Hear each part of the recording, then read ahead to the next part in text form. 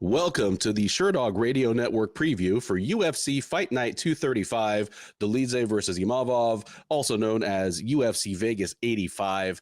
I'm your host, Ben Duffy of Sherdog.com. With me, as usual, is Keith Schillen, the executive producer of the Sherdog Radio Network. And if you are watching this on YouTube or listening to it on the podcast platform of your choice, on Tuesday, instead of Monday, like you were hoping for, I will give you two guesses whose fault it is that we're going out a day late. Obviously, from listening to my voice, I'm a bit under the weather. I could not go on Sunday. Keith was gracious enough and professional enough to accommodate me. So we're going to get down to previewing this card for you. Keith, we're back from a week off for the UFC. I mean, plenty happened this past weekend, but the UFC was off. They're back.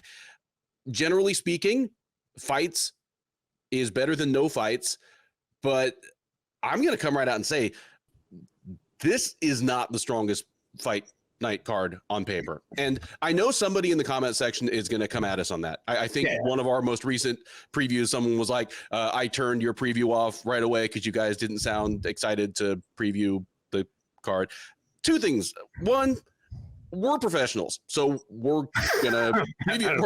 Well, I don't know if I say that, but in the strictly technical sense of getting paid to do this, okay.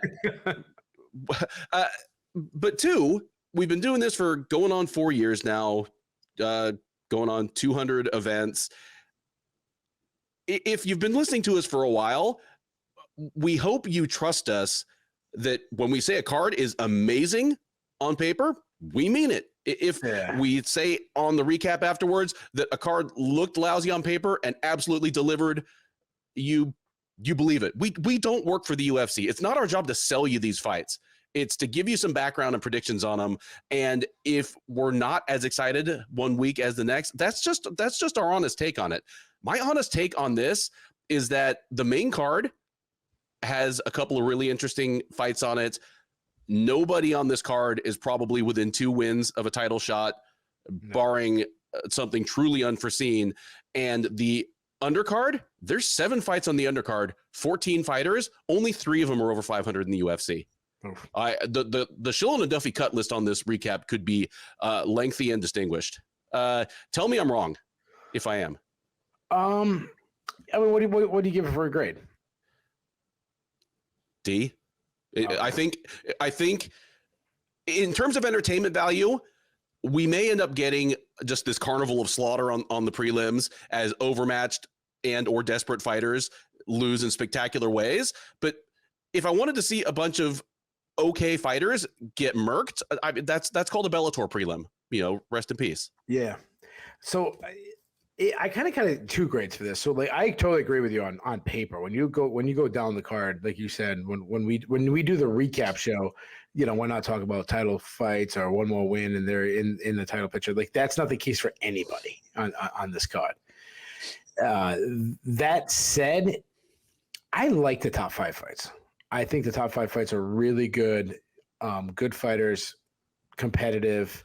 One thing I do is I don't look at the betting lines. I don't want to be influenced by the betting lines. I don't bet, so it doesn't really matter to me. Which is funny because how many people who bet who listen to the show, and I thank for them for that. And tip us. And they tip us. They tip us when we're right, but they don't get to charge us when we're wrong. Like yeah. So I'm assuming. The lines are close because there's some really, really competitive fights. It's hard to pick.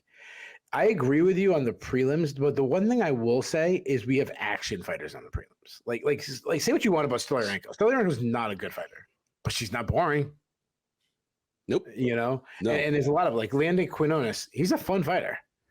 So Blake Bilder is a fun fighter. So I agree on paper, like moving forward, a D. But when you add it all to like what I expect in action, I'm gonna give it like a C+. Like to me, I was thinking about this. Like I'm not thinking about this with the car, but thinking about flipping through the channels and like a lot of times I like to do when there's a commercial, I just put it on scan and then I stop when I hear a good song. And freaking Frankie Valli was on, and I stopped and I'm like, oh my god, I used to make fun of my dad for like Frankie Valli, and then like suddenly I'm stopping the radio to listen to Frankie Valli, and that's what this is. Like it's better than I give it credit for. So like which song was it? Was it like Walk Like a Man, or was it? It was no, it was Oh What a Night. Okay, like their classic, their big one. And but I mean, nice reference to that. Walk like a man.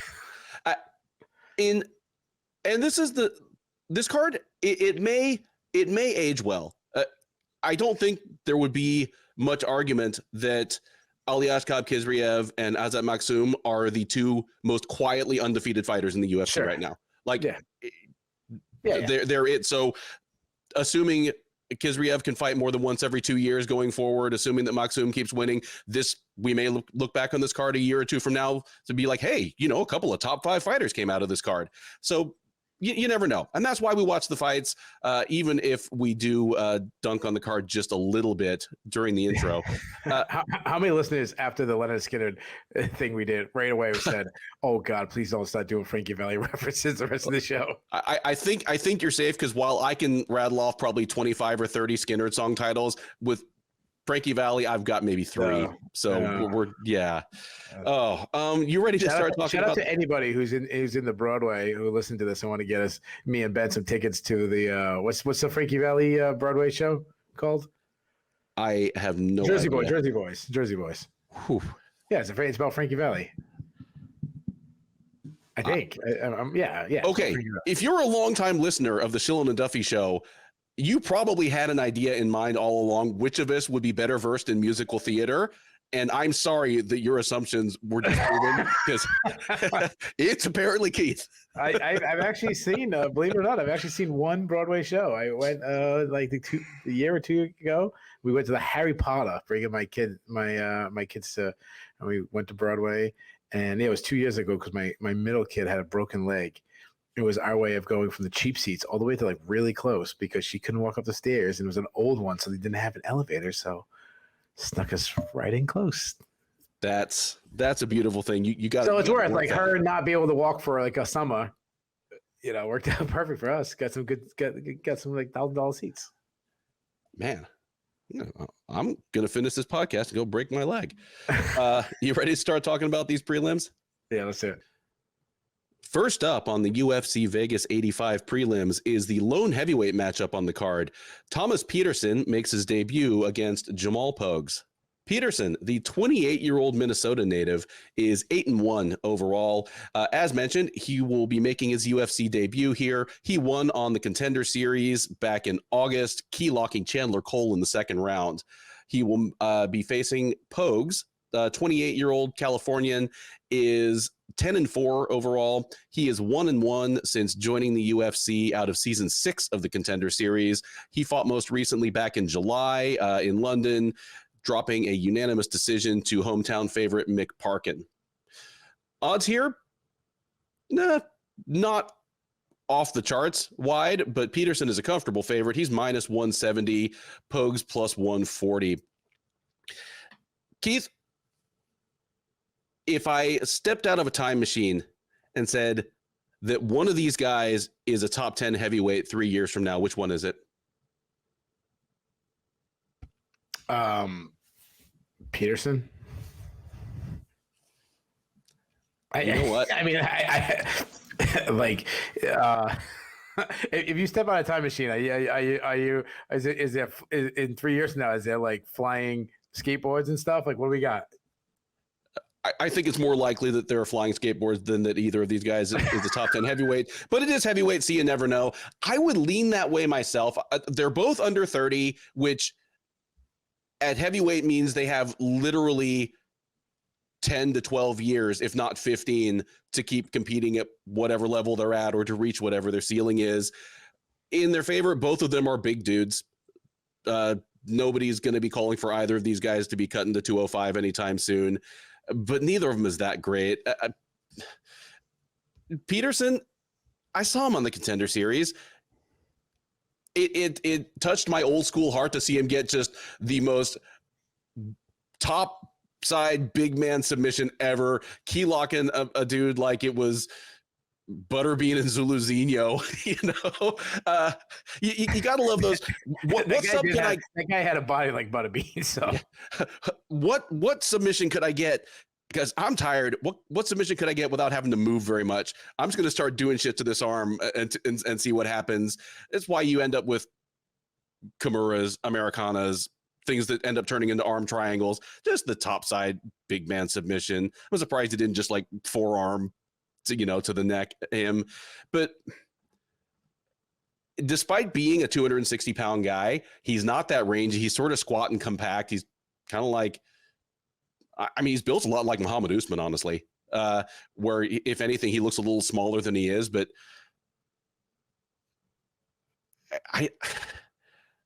Pogues is just not good.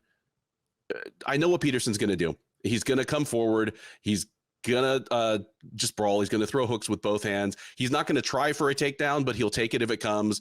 And the opportunity is going to come because these being unranked heavyweights, there are going to be lots of collisions. I think Petersen just kind of overwhelms Pogues. They end up on the ground sometime in the first round. And while I'd love another sassy key lock, I'm going to say he just pounds him out with ground and pound. Give me Petersen by first round TKO. I don't have a whole lot of confidence in that. I mean, for as much crap as I just talked about him, these are 28-year-old heavyweights. There is the possibility that one of them has made huge strides in his game. This is probably the first time for either of these guys that they've been able to train full time. That does mean a lot. So if Pogues comes out and looks like a man transformed, great. I'm happy to be wrong. But based on what I know of these guys, Petersen first round TKO on the ground. Great, Scott. I think I'd rather watch Biff fight one of these guys. Going. Speaking of Broadway plays, Back to the Future is a Broadway play. Did you know that? And it's like, I think it's not like number one right now. Is this just because you live in the same region of the world as New York? Is that how you know this stuff? No, I'm much more cultured in the arts in fairness, my wife's a drama teacher. Okay, that's true. Like you do have a civilizing influence, like floating around there. She does what she does for a living. So, So, Pogues. Yeah, he's not a great athlete. He's very plodding. Usually if you're not a great athlete, you have to make up for it with just being like a high volume guy. He's not that. He throws, single shots. He's got a pretty good jab. He throws straight shots on the pipe, which I like. His short right is kind of his best punch, but he's not a heavy hitter for heavyweight. He's got a lot of defense falls. He keeps his chin high in the air, which is a big target. I actually like his kicks, though. A decent kicking game. I love his high kick. But going back to the Contender Series, he doesn't check leg kicks. He got beat up with leg kicks. He will look to wrestle, but he's not a great wrestler. He can get the fight to the ground, but I don't expect that happening against Petersen. He only has one sub on his record. He's been subbed twice. He's gassed out in fights, which isn't good. He's 28. His one loss is to Waldo Cortez Acosta, which is, not a great win. But I mean, he came up through the LFA, which I like that. He's a southpaw. He's very raw on the feet. Yeah, he does have some good power. I give him that because he's a bigger guy. But he keeps his chin really high in the air. Now, he's a good wrestler. I mean, you're talking about a JUCO national champion. They talked about the Contender Series that he's a training partner with Olympic gold medalist Gable Stevenson, who's, one of the greatest, heavyweight wrestlers ever. So, what I've seen him, good entries. He loves the snatch single and, running the pipe. He'll do some upper body throws. Well, he only has one sub, but to his credit, it did come in his last fight. I think Pogues has a massive advantage on the feet. I shouldn't say massive. I throw massive out a little too easy, but he should have a little bit of advantage on the feet. Just be a little more polished, more experience. But I'm gonna go say Petersen has made enough improvements on the feet to give himself chances to get to those entries. I say he takes Pogues down and beats him up a ground and pound. I think Pogues, him carrying the weight of Petersen for a majority of the fight. I think Pogues slows down. I think Petersen's going to get a third round TKO by ground and pound. Next up on the UFC Fight Night 235 prelims, lightweights take the cage as Landon Quinones faces off against Marquel Mederos. Quinones, the 27-year-old Floridian, is 7-2-1 overall. He is 0-1 in the UFC. He made his debut last September at UFC 293, dropping a unanimous decision to Nasrat Haqparast. He will look to even up his UFC tally against the debuting Mederos.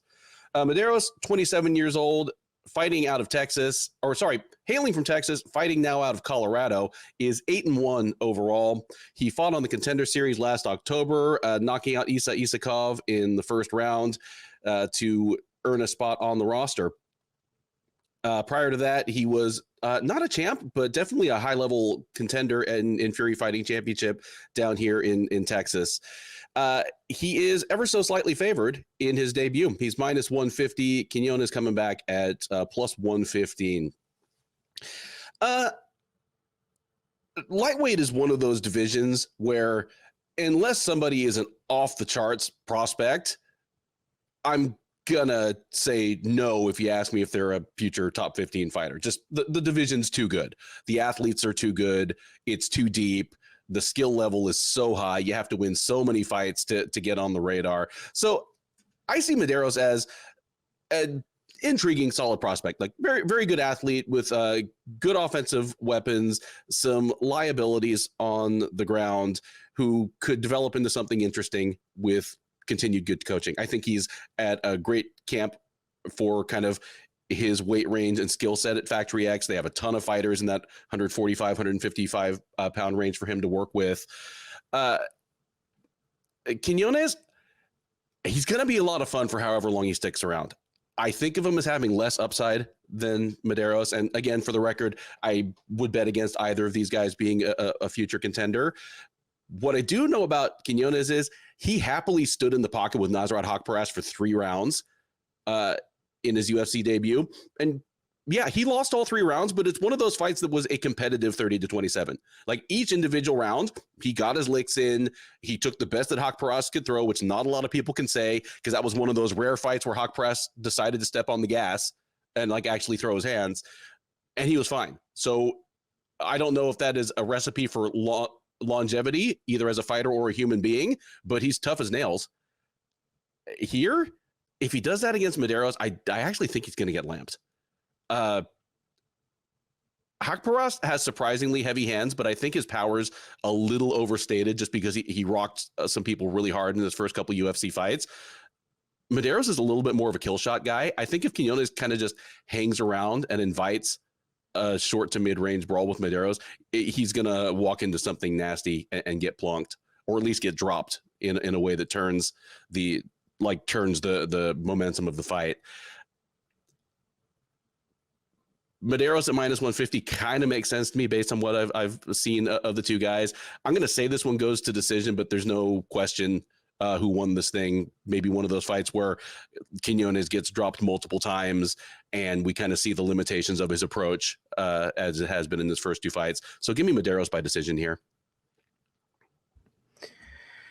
Yeah. So on the prelims, I think this is one of the fights that I'm most excited about. I like a lot of what you said about Quinones. He did lose his UFC debut, but I don't think he looked bad. And I mean, this guy who looked bad on the Ultimate Fighter show, and I said that heading into his UFC debut, that this guy's better than his record shows and his recent showings. He's a southpaw, high volume striking. He's a builder. He gets stronger each round. He loves getting to that mid-range striking and works behind a really good jab, attacks with combinations. I love that he finishes combos with like this big overhand left to kind of like put a stamp on that combo. He almost leads with power shots a lot. Like he'll come and throw that lead left and then kind of finish with a combination. He loves spinning attacks, which I'm not crazy about, but he throws a lot of kicks, good calf kicks. He loves that John Jones oblique kick. But he will throw kicks without setups, so that's concerning. He's got good step in knee, which I love. He will wrestle, but often he'll shoot too far away without a setup. Not a great defensive wrestler. I mean, he was taken down and quickly subbed by Jason Knight on the Ultimate Fighter, and he's been in some wars. He's been rocked a lot. So that's why I agree with what you said about his fight with Haqparast. Like he took some shots, but history says that that's not a good idea based on his track record. Mederos, 27 years old. I mean, you love that he's coming out of like a polished team like Factory X. Fights out of both stances, flows really well between both stances. He's a counter striker who sets up his shots with drawn out attacks with feints. He's got a good feedback counter attack style. Fast hands, accurate. Also attacks with combos. I love that he goes downstairs to the body. He's got good power. I mean, he's got 6 knockouts already in his career. Great leg kicks. He's won back-to-back fights with step-in knees, like knockouts. I haven't seen too much of his offensive grappling, but his defensive wrestling is pretty weak. But he's got a pretty good get-up game, so it's hard to hold down. I think it's a great matchup. I think both guys. I totally agree with what you said about lightweight. Like, obviously, the answers are going to almost always be no when you ask me a top 15 guy, and it's not a knock on guys. It's just like it's like if I watch some superstar, football player and who scores 3 touchdowns Friday night, and someone says, "You think he's going to play in the NFL?" No, I don't. Is he incredibly good? Yeah. I'm just going to go with the odds that he's probably not going to play in the NFL. No, I'm with you. I'm going to go with a UFC newcomer. I love his body work. I love his leg kicks. I think he's got the speed advantage. I say both guys have their moments, but give me the calf kicks from Mederos to give him the slight edge. I say Mederos by decision. We head now to the women's flyweight division, where Luana Carolina will square off against Julija Stoliarenko. Carolina, 30-year-old Brazilian, is 9-4 overall. She's 4-3 since joining the UFC out of season 1 of Dana White's Contender Series Brazil. She fought twice last year, losing to Joanne Wood in March, then coming back in July and taking a unanimous decision over Ivana Petrovic to get back in the win column. She'll look to make it 2 in a row here against Stoliarenko. Stoliarenko, 30-year-old Lithuanian, is 11-7-2 overall. She is 2-4 in the UFC. That's not great, but she is 1-0 since dropping the flyweight. She made her flyweight debut last July against Molly McCann, whom we'll talk about in a little bit, armbarring her in just under 2 minutes. She will look to keep her flyweight record spotless. She is slightly favored to do so. Stoliarenko comes in at -130. Carolina available out there at even money, +100. I was a little dubious of Stoliarenko heading into the McCann fight. Just, if anything, just as a thick, solidly built 135er, at least by the eyeball test, I figured if anything, she'd be better served trying her luck up at 145, where being under 500 in the UFC would be no impediment to getting a title shot. No, I was proven wrong. I learned 2 things about Julija Stoliarenko in July. 1, she can make 125 pounds without falling over. 2, she can still armbar people. So in other words, new division, same as the old division. She is still a lot of the problems with Stoliarenko were not going to be fixed by moving down to 125. She's slow and her striking is ugly, though she does throw hard. Certainly being slow is not going to be fixed by moving down to a division with faster women. The fact that she is more or less a one-dimensional armbar specialist at the UFC level might actually be helped by going to 125 pounds, just because without reliable takedown entries, she has been forced to resort to low percentage stuff to get fights to the ground in positions she wants. Like, she is just all too happy to fall to guard looking for an armbar. I think she would try a flying armbar if she had the hops for it, but I'm not sure she does. And at 125, she might be able to just bully women around and get trip and drag takedowns from the clinch that she couldn't get at 135, because the wheels tended to fall off her wagon pretty quickly off of just blown submission fall to guard attempts at 135. But, she kind of got punched out that way. Here against Carolina, somebody whose takedown defense is not good and is kind of tall and lanky and wants to kickbox, each woman's strength matches up well against the other's weakness. Carolina should have both the speed and reach advantage, which is impressive considering that Stoliarenko is moving down a weight class. So I'm not shocked if Carolina just pieces up Stoliarenko at range, and Stoliarenko is just following her around like a zombie with her arms stretched out like she did to faster women at 135, trying to get her to the ground. I also wouldn't be surprised if Stoliarenko just crashes the pocket, eats one punch and one kick, throws Karolina to the ground and arm bars her 30 seconds later. Just, this is low-level stuff. And because of that, neither outcome would really shock me. I'm leaning with the slight favorite here, Stoliarenko. I'm going to say she gets exactly what she wants, and she arm bars Karolina in the second round, but not a whole lot of confidence on this one. Yeah, picking Stoliarenko in any fight, it's hard to have confidence. I keep picking her. I don't know why. I love this woman somehow. She's not Frankie Valli, but she's more like I don't know, Fleetwood Mac or something. I don't know. I love her. She's not a great athlete. She's very flat-footed on the feet, but I mean, she's got good volume. She's going to come forward. They're very like Keith. I said it before. She has like Keith Jardine, herky jerky style, brawling, throwing looping power shots. She has decent power. That's because she's a sturdy woman, so she has that base underneath her. She wants to march forward and land shots. She'll even throw like a Superman punch to close the distance. Throws a lot of kicks too. She wants to be the bully. She hates being pressed back. I mean, like that's something that Chelsea Chandler did to her well. But all that striking, offense, she has so many holes defensively. The biggest thing, she just doesn't move her head. She drops her hands too. So that's not a good combination. If she gets to the clinch, she's a strong woman. She can grind inside. But I was surprised that she was out grappled in the clinch by Yana Kunitskaya, which might be a reason why she's slowly made her way down. She's got some good dirty boxing. She will shoot for takedown. And she'll just keep shooting, and sometimes she gets stuck underneath and getting beat up there. But if she's on top, she's a strong grappler. I mean, she'll also if you put her on her back, she'll play BJJ. She doesn't want to get up. She's comfortable on their back. I mean, she'll even pull guard, and she'll Imanari roll. If she's on top, she quickly passes guard. But you mentioned it; she wants to get that armbar. She's an armbar specialist.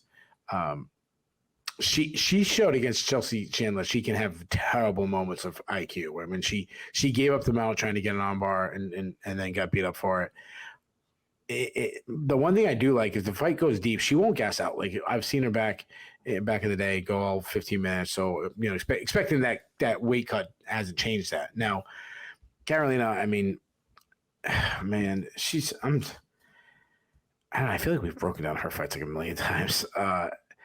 She's a long and lengthy striker, Muay Thai striker, likes to work from the outside.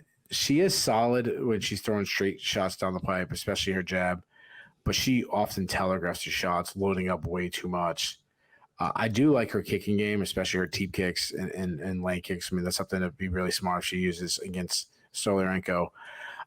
If she gets, someone gets inside her, she works in knees well, but she's her offensive grappling is there's no offensive grappling. She's not gonna look for takedowns.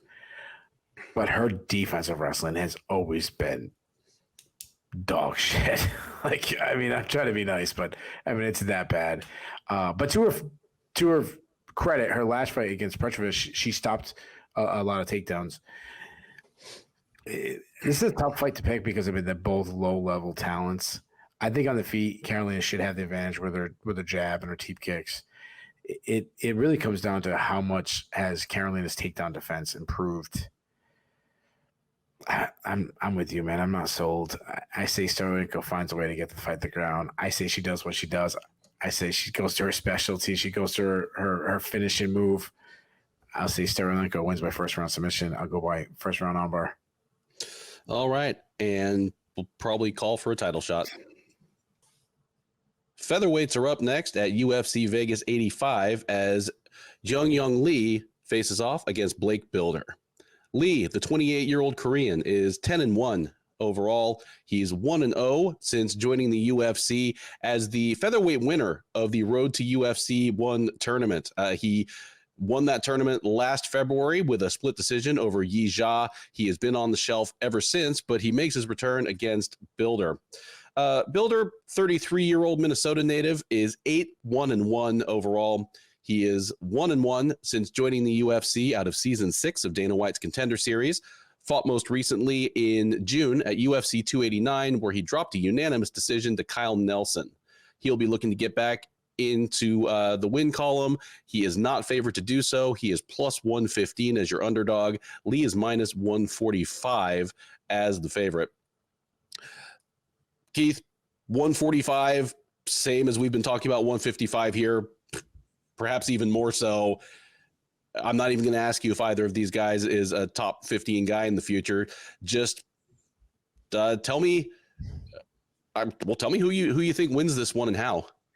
Yeah, I think this is a really fun fight to start off. I mean, Blake Bilder's, it's really hard for that guy to be in a boring fight. He's a high output striker, very boxing style, tight boxing, keeps everything inside, gets inside. He throws really hard hooks. He has good power. He bounces his head off the center line well. Even when he's tagged, he's rolling with shots, so he's not really absorbing a lot of power. I hate that sometimes he'll pillar, which I don't like. So he kind of has all the boxing defenses.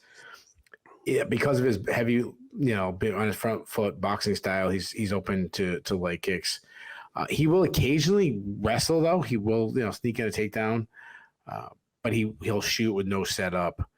He's a good grappler. He's got some pretty good back takes. He is a submission threat, and he can go hard all 15 minutes. Now, Jeong Lee, it's always, when you come in the Asian market, it's always like, man, who's he beating? It's really hard to gauge these guys. Add on the fact that he won his UFC debut. I actually thought he lost.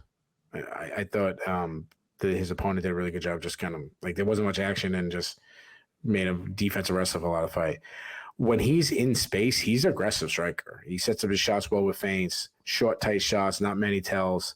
Showed in his fight to the road to the UFC to get to the final or whatever. He's good at beating his opponents to the point of contact. I love his straight right, good power in both his hands. I like that he throws some stepping knees. Weak takedown defense. We haven't seen it, so far in like the road to the UFC and UFC debut, but he's got a bunch of. Actually, I think his first fight might have been a submission. I apologize if I'm saying no. His very first fight on road to UFC, he armbarred his guy in like 30 seconds. Okay, yeah. So there was one and then the next one he knocked the guy out. Yeah. Okay, yeah. So, but yeah, he's got a lot of quick subs. He's also like a Stoliarenko where he loves armbars. Is that the one he went belly down? I think he went belly down armbar. Yep. Yeah. But he gassed a little bit in his UFC debut. So, this is a really tough call. I've already forgot who you said was the favorite. Lee is your moderate, like slight to moderate favorite. Oh, okay. I'm surprised. I thought this would pretty much be a pick 'em. I'm going with Lee. I like his power. He's got good speed.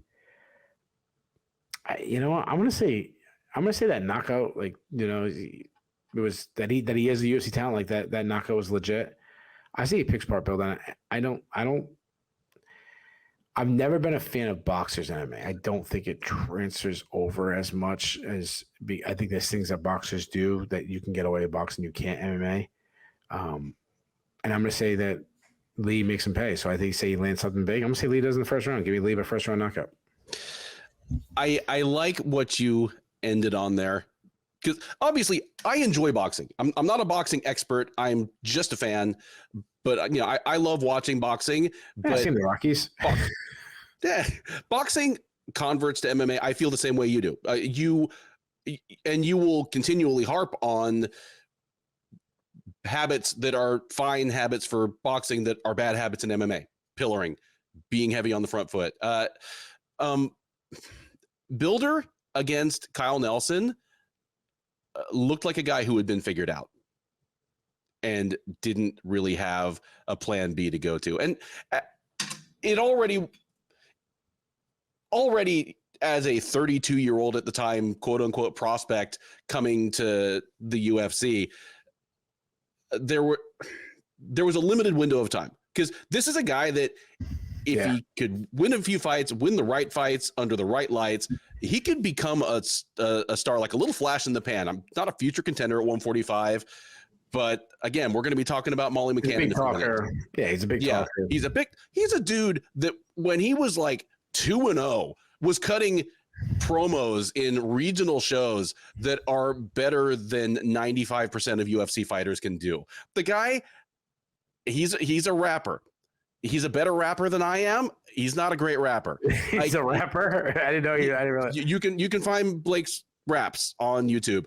We need to have we should do like a scale, like we did with who was the guy that we had went up all the way to the division. We could do that with rappers. Like where do we cut them off? Oh, like, we start with like House of Pain. Is he better than House of Pain? Then you know.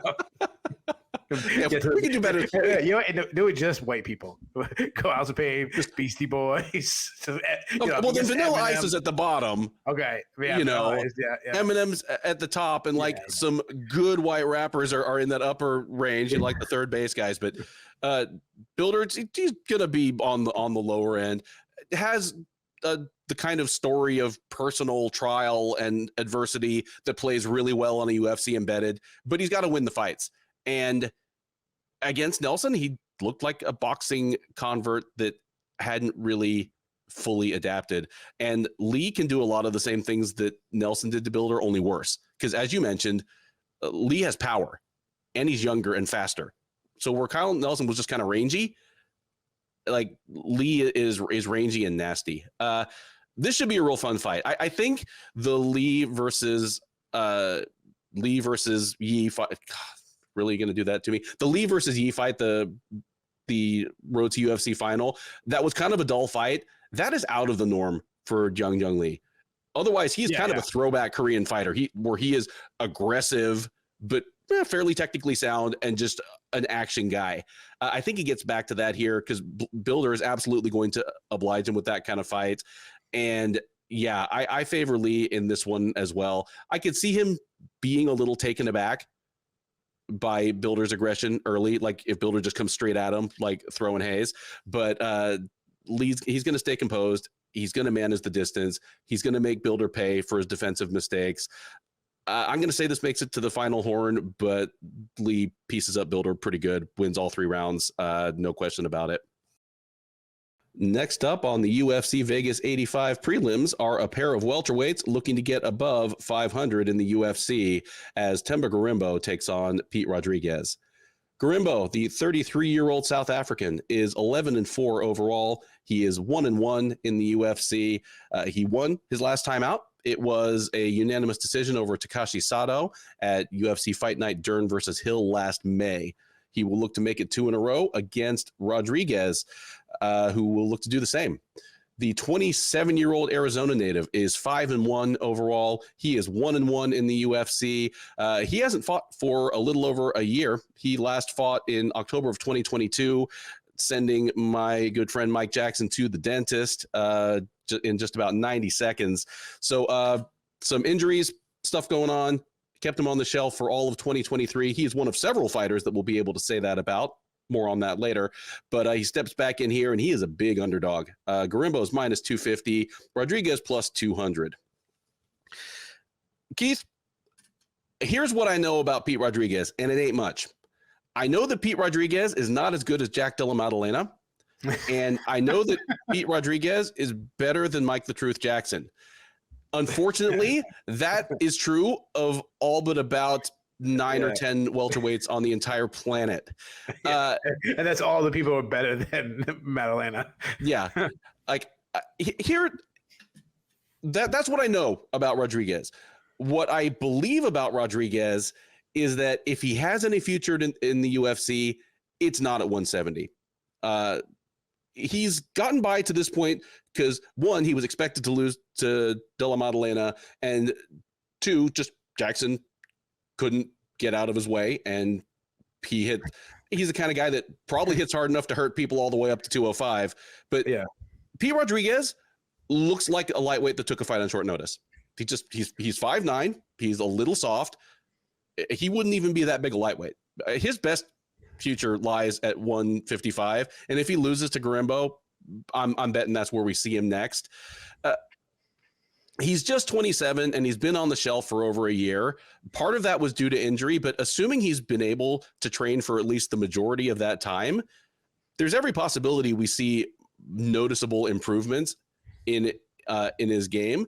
What we've seen so far is a striker with good power, decent athlete, throws a surprising variety of strikes. Like the way he walks into the cage, like his expression, the way he sets up, you expect that this dude's just going to come forward throwing nothing but overhand rights like some 2004 wrestle boxer, but he throws flying stuff. He throws a good variety of kicks. While he does have good power, it's not always by overswinging. He may just be that he's the temptation is to make a comparison to an even more scaled down Kelvin Gastelum. Just kind of not that he's going to achieve the same things, but a guy that seems to look undersized no matter what weight class he's in, has surprising pop, against Gorimbo. The problem, I did that whole little routine about how little I know about Pete Rodriguez, because the other problem is he's a 6-fight veteran and there's literally less than 10 minutes of professional fight footage on him. Like his longest fight was the Della Maddalena fight, which was 3 minutes. And again, he has like 9 minutes, 35 seconds or something of total cage time in his entire career. There's just only so much you can learn about him running out and knocking out some overmatched guy with his third punch. I don't know what his ground game really looks like, but doesn't that make the argument that he shouldn't be this big an underdog? Like, how can they have such a strong take on a guy unless they're really high in Gorimbo, which I can't imagine them being, because Gorimbo is the definition of just another guy at welterweight. He's like, you look at his record, he's got a ton of submissions, but most of them are very early in his career against really overmatched guys. Without looking at like any biographical information, like he fights like a guy with a judo background, like very judo style grappling. That wouldn't surprise me at all. But in the later part of his career, and certainly since he's been to the UFC, he seems perfectly content to duke things out on the feet. Has really only looked to bring things to the ground when stuff's not gone his way on the feet. So there's every chance that Rodriguez could just catch him with something big and floor him, like Rodriguez does hit really hard. But I don't know that Gorimbo couldn't just hold his own standing. And I think if things go to the ground, again, Rodriguez's ground game is largely a mystery at this point. For all that Gorimbo's highlight reel submission wise is him just twisting overmatched regional guys in Africa into pretzels. There's no indication that Rodriguez isn't at that level as a grappler. So if this thing goes to the ground, I expect Gorimbo to dominate, because I know that at least he does know what he's doing down there. I'm not comfortable with him as a minus 250 favorite over anyone in the UFC, at least in that weight class. But I am comfortable picking him to win this. Just he's less of an unknown quantity. And if worse comes to worst, he's just going to be the physically bigger and stronger guy. Give me Gorimbo, and Peck, I'm going to say he dusts out the old grappling game for the first time in his UFC career. I'm going to say he gets a submission in the second round. Yeah, I mean, like going back to what we talked about, if I'm setting a line in Vegas, like I can't have confidence in anything. I mean, I know there's like algorithms to get it to kind of get the most money in as possible. So I think some of that's going on, but I do think Gorimbo might be getting a little bit of that like Dwayne Rock Johnson shine, his story, and kind of make him a bigger name because of The Rock being nice to him or something. I mean, there's a lot to like about him. I mean, like just his length and his long, lengthy guy. On the feet, he's a decent striker. I say fast hands. Problem is he likes to brawl. He doesn't use his range that well. He throws these like wide looping punches. A good kicking game, but like you said, he wants to wrestle, and he can wrestle. Though sometimes he'll dive at his opponent's legs from very far away without a setup. But if he gets on top, he's got good control. Though I have seen him stall at times and kind of be boring. When he lets his hands go, from the top, he's got good ground and pound. But you mentioned he's got 6 subs on his record, so that's his biggest threat to Rodriguez. Again, Rodriguez, yeah, I can write all these notes about him, but usually the way I do tape study is when I watch a guy, I write like a little note, but that doesn't mean it's like set in stone. Like, so I'm like, oh, I got to work on a jab. I want to see that 2 or 3 fights and work on a jab. Then I kind of like, okay, like he really does that. Not, oh, he throws one spinning move in one match, and all of a sudden I'm writing, he looks spinning attacks. The problem with Rodriguez is exactly what you said. The fights end so quick that it's really hard to be like, well, is that? Yeah, that's what he does. Like. It reminds me of my friend. I have a friend who he does something once and he's always like talks about how he does things. It's like, dude, you went like surfing one time, like and he has to like give like, oh, the way I do it. It's like, dude, you surfed about 10 minutes longer than I did. So that's how I feel like. I think I'm saying about Rodriguez. Like, if, I don't know, he's. What I've seen of him, he's aggressive striker. He constantly switches stances. He's got tight boxing. He actually fights behind a Philly shell style defense. Because of that, he doesn't move his head enough. And that's why Maddalena had a lot of success. When you do the Philly shell, you're really relying on that lead hand, blocking with the lead hand. When he attacks, he cuts angles well. I like that. I love that he works the body. He switches stances in mid combination, which I really love. He hits really hard. I mean, he's got 4 first-round stoppages. He crushed Mike Jackson with a step-in knee to the body. He's got some really heavy leg kicks. Ground game, I don't know. I haven't seen any of it. So I definitely think Gorimbo should have an advantage. I'm assuming Gorimbo has an advantage there. I am also worried about his cardio, Rodriguez, because he hasn't gone past the first round in I don't think any fight. So, like I said, I haven't seen Rodriguez's ground game, so that makes me really want to take Gorimbo. He will shoot for takedowns. I like Rodriguez's boxing. What I've seen, I mean, it's tight, it's got power.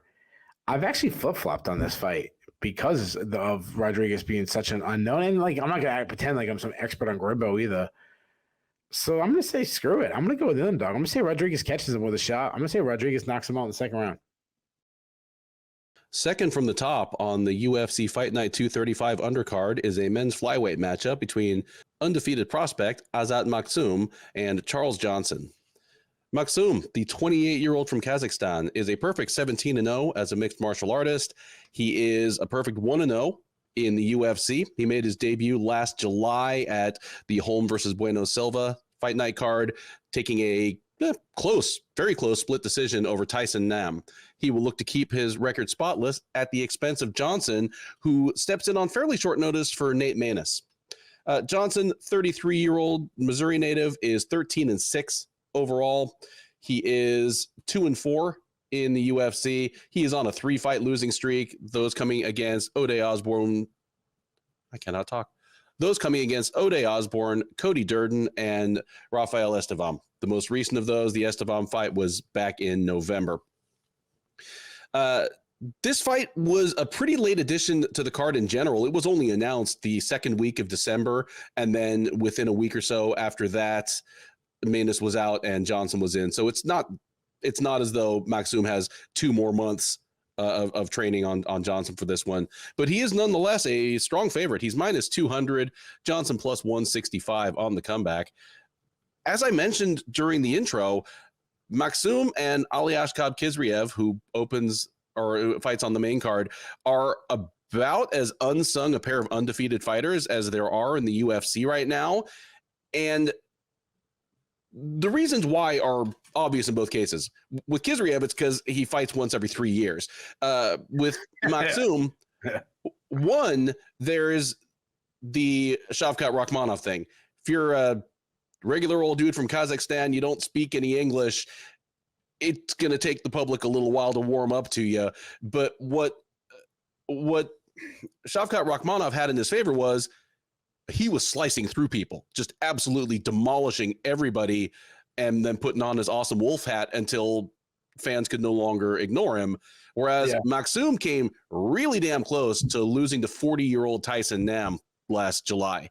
Like, you and I both like Tyson Nam. I think we probably both think he's a little underrated.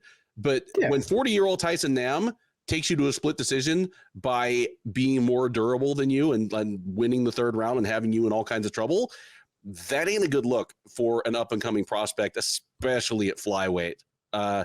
Flyweight, where almost everybody is durable and almost everybody has great cardio.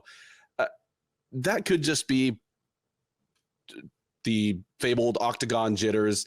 I'm interested to see what he has to offer here against Johnson, because what I saw out of Maksum in that fight, Nam is a power puncher. You know, he's got swings hard on everything, and Maksum just completely stymied him for most of 2 rounds by just keeping a jab in his face. Against Johnson, he's going to be going against a guy who's even taller than him with probably better reach, who also likes to jab. So I'll be interested to see how he reacts to that. The way Nam seemed to turn the tables on him was he kept chopping him up with leg kicks. Maksum couldn't seem to do much about it. It started to slow him down. And then once it started to slow him down, Nam started catching him with some of those power punches. And that's when he was rocked in the third round, definitely lost the third round, may have lost the second. That's less of what I would expect out of Johnson. He's not a kill shot artist. And while he throws good kicks, he's not the just Edson Barboza hack at your front leg type guy. I think this is a favorable matchup for Maksum. I think Nate Maness honestly would have been as well. I'm cautiously confident that he outlasts Johnson here, takes a decision.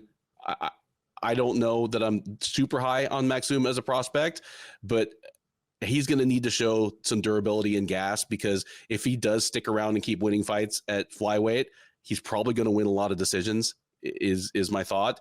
So he better bring it with like the durability, the cardio, the ability to make adjustments later in a fight that he didn't show against Nam.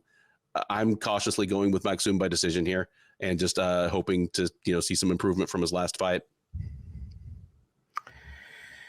Yeah, this is an intriguing matchup. I think it's a better matchup than Nate Maness. I mean, Johnson doesn't have a good UFC record, but when you look at who he's lost to, like, he's lost to 4 good guys. A couple of them like really good. And like several on short notice. Yeah. So I mean, he's a fun fighter. He's a good athlete. He moves well. He's he's pretty elusive, constantly darting back and forth between stances. Kickboxer. He's a slipper rip guy. But he also rolls with punches too. Because of the rolling, he doesn't like being pressured. He hated the pressure in a win against Zumagulov. He likes to work the body. He will wrestle a lot. He gets a lot of takedowns. But it's funny, and I say this a lot. So many guys are good offensive wrestler, but I swear they don't work on their defensive wrestling. Because and I know defense, it really is differently. People just assume offense wrestling is defense wrestling. Defense wrestling is a lot about balance and hip position and pressure, and so there's a reason why that some guys are good wrestlers, good offense wrestlers, and weaker defense wrestlers. Where offense wrestlers are more about explosive, turning the corner, the strength. It is a lot different. But to Johnson's credit, he's been taken down a lot, but he's hard to hold down. He gets up pretty well. Maksum. Good movement. He also switches stances a lot. He sets up his shots really well with feints. He's got fast hands. You mentioned it. He's got a great jab. Throws straight shots down the pipe. Good snap on his shot. He's got a little bit of power. Though sometimes he'll overthrow his shots. The way Nam won a scorecard was pressuring late in rounds and kind of stealing rounds. I thought it was a decisive 29-28 for Maksum. I was surprised that anybody had Nam winning, but still, you when you're a top prospect, you want a flawless showing. He is open to leg kicks. That's something that Nam had success. He can wrestle. He's got some good entries, though he will shoot without a setup, which seems like kind of been the theme for this card. I keep saying. But he gets to fight the guard. He's got 6 subs on his record. I just think Johnson, man, I think he always gets the wrong call, like, the wrong opponent. And I just think it's the same now. Like, he's not getting many softballs. I mean, I think that's flyweight altogether, probably. There's not many easy victories at flyweight. I like Maksum here. I think he's just better than Johnson everywhere. I think he pieces him up with quicker hands. I think he gets, if he gets wrestling, it's going to be him getting a takedown or two. So give me Maksum by decision. The top prelim at UFC Fight Night 235 is a strawweight matchup between Meatball Molly McCann and Diana the Warrior Princess Belbita. All right, man. Molly McCann. So late 2022, she was one of the most enjoyable stories. And I know exactly where you're going with this. I'm going exactly, and I'm about to quote you several times. She was one of the most enjoyable stories, breakthrough stars for the UFC of the year. And it was due down to two main things. One, despite never having really shown much one-shot power for her career, she got back-to-back highlight reel knockouts with spinning stuff. That's the first part. Second is that she did both of them in the packed O2 Arena in London, where if she had done those in the Apex, we wouldn't be talking about her the same way right now. But her and her buddy Patty Pimblett carrying each other around the cage, crushing plastic cups of beer together, and just enjoying the moment while the place came unglued was a star-making moment.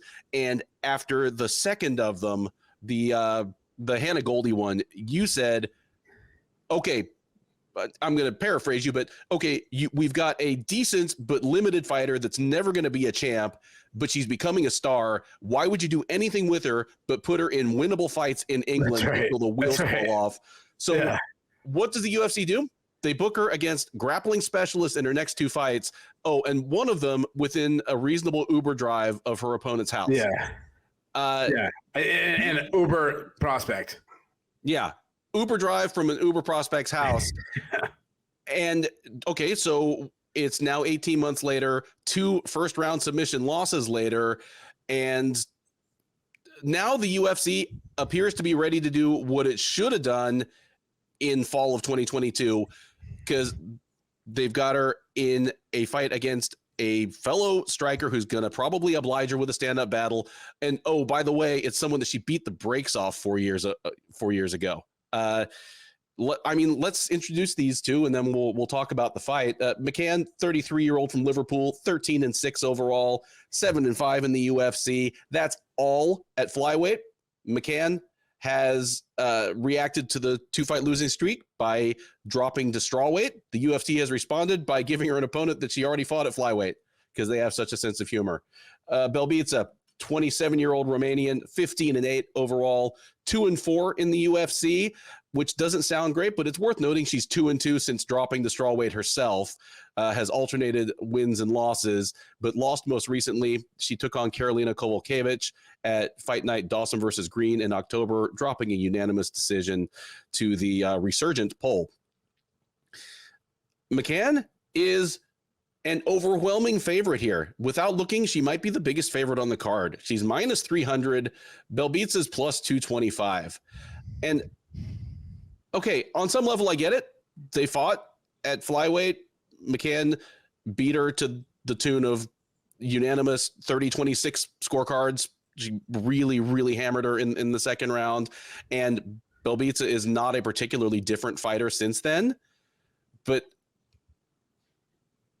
this is Meatball Molly dropping to 120, dropping to 115 for the first time, trying to become, I don't know, turkey meatball, tofu meatball, Molly. It's hard for me to have 3-1 confidence in her strawweight debut. Like, what if she comes out and starts hammering Belbita and then just gasses out miserably in 6 minutes? I don't know. Like, I favor McCann here because both of these women are essentially the same fighters they were 4 years ago. McCann was already a fully formed product in 2019 or whenever that was, and Belbita was a prospect who just really has not improved much. Belbita was a pretty good kickboxer. She's now a kickboxing convert to MMA. She's I think, been an MMA fighter longer than she was a kickboxer, but just she's got all the same habits, all the same limitations. Dropping to 115 hasn't especially helped. I mean, it's made her even taller and rangier compared to most of the women she fights, but still just not physically strong. Despite being a former kickboxer, doesn't seem to have the footwork to keep women off her who either want to clinch, want to take her down, or just want to back her into the cage. And I think McCann probably just crowds her into the cage, fights with her at boxing range, mugs dirty boxes. I think a lot of this fight probably takes place where McCann wants, which, you know, under normal circumstances is within that warning track and the cage. I could see McCann taking Belbita down. Belbita's takedown defense is terrible. And despite McCann presenting as like, you know, the kind of English brawler that kind of like slaps their own face on the walk down, you know, she's pretty effective from, you know, from top position. I have McCann by decision here, and this is just a weird fight, man. Tell me I'm wrong. Yeah, this is really, you're right. It's absolutely right. Everything about this fight is weird. I think UFC is, you know, Dana White and the boys, they've done obviously an incredible job. And when you started the show saying we're professional and we don't work for UFC and this and that, you know, when it comes to like media, there's some people that love to criticize UFC. There's some that are like absolute fanboys. I think we are more down the center. But if I had to like say I'm on one side, I'd say I'm probably more of a fanboy than usually than a critic. But their treatment of Molly McCann, they're like they had a star on the like David Portnoy was following her around, and there was like all the celebrity. I think it was like soccer players tweeting about her, and who there's she and Patty got a TV show. Yeah, they like she went from that to 2 fights later, fighting on the prelims of an Apex card. A bad Apex card. Like she wouldn't even. I remember her last fight. They didn't have her entrance on there. Like, what are you doing? Listen, she's not a good fighter. She's not. Like she's a good fighter. Obviously, she's in UFC, but you know what I'm saying. Like she's not fighting. She's she's one of the 30 or 40 best flyweights in the sport. She's not a bad fighter. She just if the UFC was like the PFL where you have to like win in advance and all that, like she would have won. You know, she wouldn't be a favorite if we were ranking the people in the division. But that's not how the UFC's ran. Like you can market them and to a sense, like you could protect them so far, but what they did with it was I thought really, really bad. They crushed a star in the making. And I'll say this about Molly McCann. I love Molly McCann. I met her a couple times. She is like her personality is like is a breath of fresh air. She's so much fun. Like if she was my neighbor, like I'd be like smashing bears with Molly McCann, and I'm wrestling her, and she'd beat me and stuff. Like, this is just be a cool ass chick, you know. And I like her. I want her to do well. Nothing against Belbita. I'm just talking about the marketing. I thought the UFC PR did the marketing. The matchmakers and everybody who decided the road for her. And why she isn't on the main card, I don't know. Why isn't she fighting in a live crowd? I don't know. I just whatever. Anyways, I mean, I guess it's the purity part. Like they knew what she was, and why fake it? I don't know. I would have faked it. I'll say this: Molly McCann's a better athlete than I credited her for when she first started. She can fight out of both stances. She's a high volume striker. I said it before. All of her movement is a little bit of this like Guida thing going on where it makes it difficult for opponents to kind of pick up her time because she's moving all over the place. She has a very in and out darting style. She loves to dart in the pocket and then let her hands go. Like I said, I think she got better speed in her hands than I thought. She has some plus power. That's because she sits on her punches. That spinning attacks, yeah, they were fun and they were spectacular the way they happened. I don't trust it. I still think it's a bad thing, but I mean, you got at least, you know, two fights in a row. You got to at least put like a little check mark on that.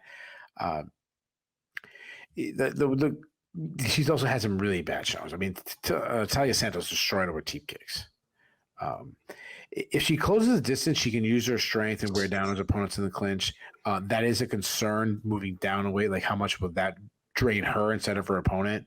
But when she gets in that position, she's a pretty good close quarter striker. I'd say she's above average wrestler. But again, I've said this over, it's really bad takedown defense. I mean, she got taken down 16 times so far in her UFC losses.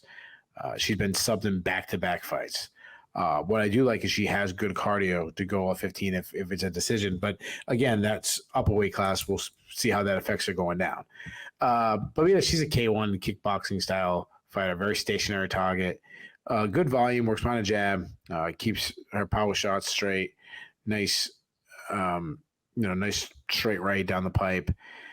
Mixes kicks and punches in together. Really good kicking game, but she doesn't check leg kicks. If she gets the plum clinch, she's good there. She looks for sweeps and stuff, but not much of an offensive wrestling game. I mean, I saw her hit a headlock on Karolina Kovacevic for what that's worth, but really weak takedown defense. I mean, she's been taken down 4 straight fights. She got taken down and battered by Molly McCann in the first fight, and she has 4 submission losses. So, there's a couple of factors in this fight that makes me more interested in this fight than I did years ago. One, McCann kind of getting that star thing going since then, but the other factors are, how much has Belbita improved specifically on the ground, and how will the good weight cut affect McCann? I think Belbita has the advantage on the field. I mean, I know she's a cleaner boxer. That doesn't mean, McCann can make a brawl and that'll help her. But I haven't seen anything to think that she's improved on the ground. So I'm going to go with McCann again. I'm expecting McCann to make it look a lot like the first fight. I expect her to close the distance, like you said, wear on her, get the fight to the ground, win by ground and pound. Beat up with ground and pound. And I said she does it for all 15 minutes. Like, give me McCann by decision. The 6-fight main card of UFC Fight Night 235 opens with a welterweight clash between Gilbert Urbina and Charlie Radtke. Urbina, the 27-year-old from Texas's Rio Grande Valley, is 7-2 overall. He is 1-1 since joining the UFC as the kind of surprise short notice runner-up of the 29th season of The Ultimate Fighter. He is, of course, the third Urbina brother to compete on The Ultimate Fighter. That's a record that will probably stand forever. His older brother Hector made it to the UFC. His other older brother Elias did not, but he's made it to the UFC, and with a win on Saturday, he officially becomes the most successful of the 3. Trying to stop him in that attempt will be Radtke. Radtke, 33-year-old Chicago native, is 8-3 overall. He is 1-0 since joining the UFC as the outgoing CFFC welterweight champ. He debuted at UFC 293 in September, took a unanimous decision over Mike Blood Diamond Mathetha in a weird, ugly, and extremely foul-plagued fight. He'll look to make it 2 in a row here, hopefully without taking a half dozen clean nut shots. He is not favored to get it done, at least the winning part. Urbina is -210, Radtke +170. Keith, we just finished talking about Pete Rodriguez and how little we know about him thanks to his relatively short body of work.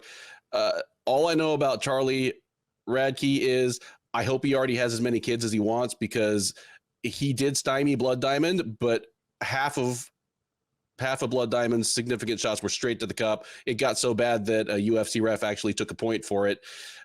Tell me how you think this fight goes. I won't even ask you about contender upside in a clash of 2 kind of middling welterweight upcomers. But tell me how you think this one goes. I think it's a fun fight. Like, I don't think it'll be boring. Urbina, I mean, say what you want about him. Again, very limited upside, but he's fun. He's got high output. Can fight at both stances. His hands are pretty quick. He's got plus power. Drops his hands, keeps his chin high in the air. Things I don't like. But I like his kicks. Well, I shouldn't say I like his kicks because he throws a lot of them naked. But I like his volume of kicks. He throws a lot of kicks. He will wrestle. He'll look to get to fight the ground, but again, he isn't a wrestler. So, I know I sound like a broken record. It seems like every single fighter is the same person. I just copied the same nose and changed the name on the top. But he does have 2 subs on his record, so I like that. Radtke, Yeah, he's a big welterweight. That's one thing that stood out to me when he goes Blood Diamond. Like, he's a big, strong guy, pretty well rounded, decent striker, throws straight strikes down the pipe. He's got nice power. I mean, Blood Diamond was obviously the more dynamic striker, and in the avenue for victory for Radtke was take the fight to the ground. But he actually did hurt Blood Diamond with a shot on the feet. I like his left hook. He's got some hard kicks, but he's been rocked a lot, even against Blood Diamond briefly. He closes distance well, but not much of a wrestler. He's a weak defensive wrestler. He is a submission. He got a couple subs on his record, and I've seen some pretty good back takes. This is a tough fight because, yeah, I think it's fun. I'm not very high on either. Like, to me, I don't think either one of these guys will have a very long run in the UFC. I think the guys are pretty similar. I'm going to go with Urbina. He has faced the better competition. I think he's a little faster. Definitely, I like his kicking game better.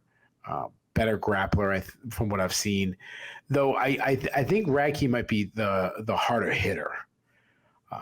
So, you know, it was kind of like, oh man, I'm not feeling very confident either. But I'm going to go with a guy that has more avenues for victory. So I'll say Urbina by decision. Yeah, I definitely don't have anything to contradict that, and I don't even have that much to add to it.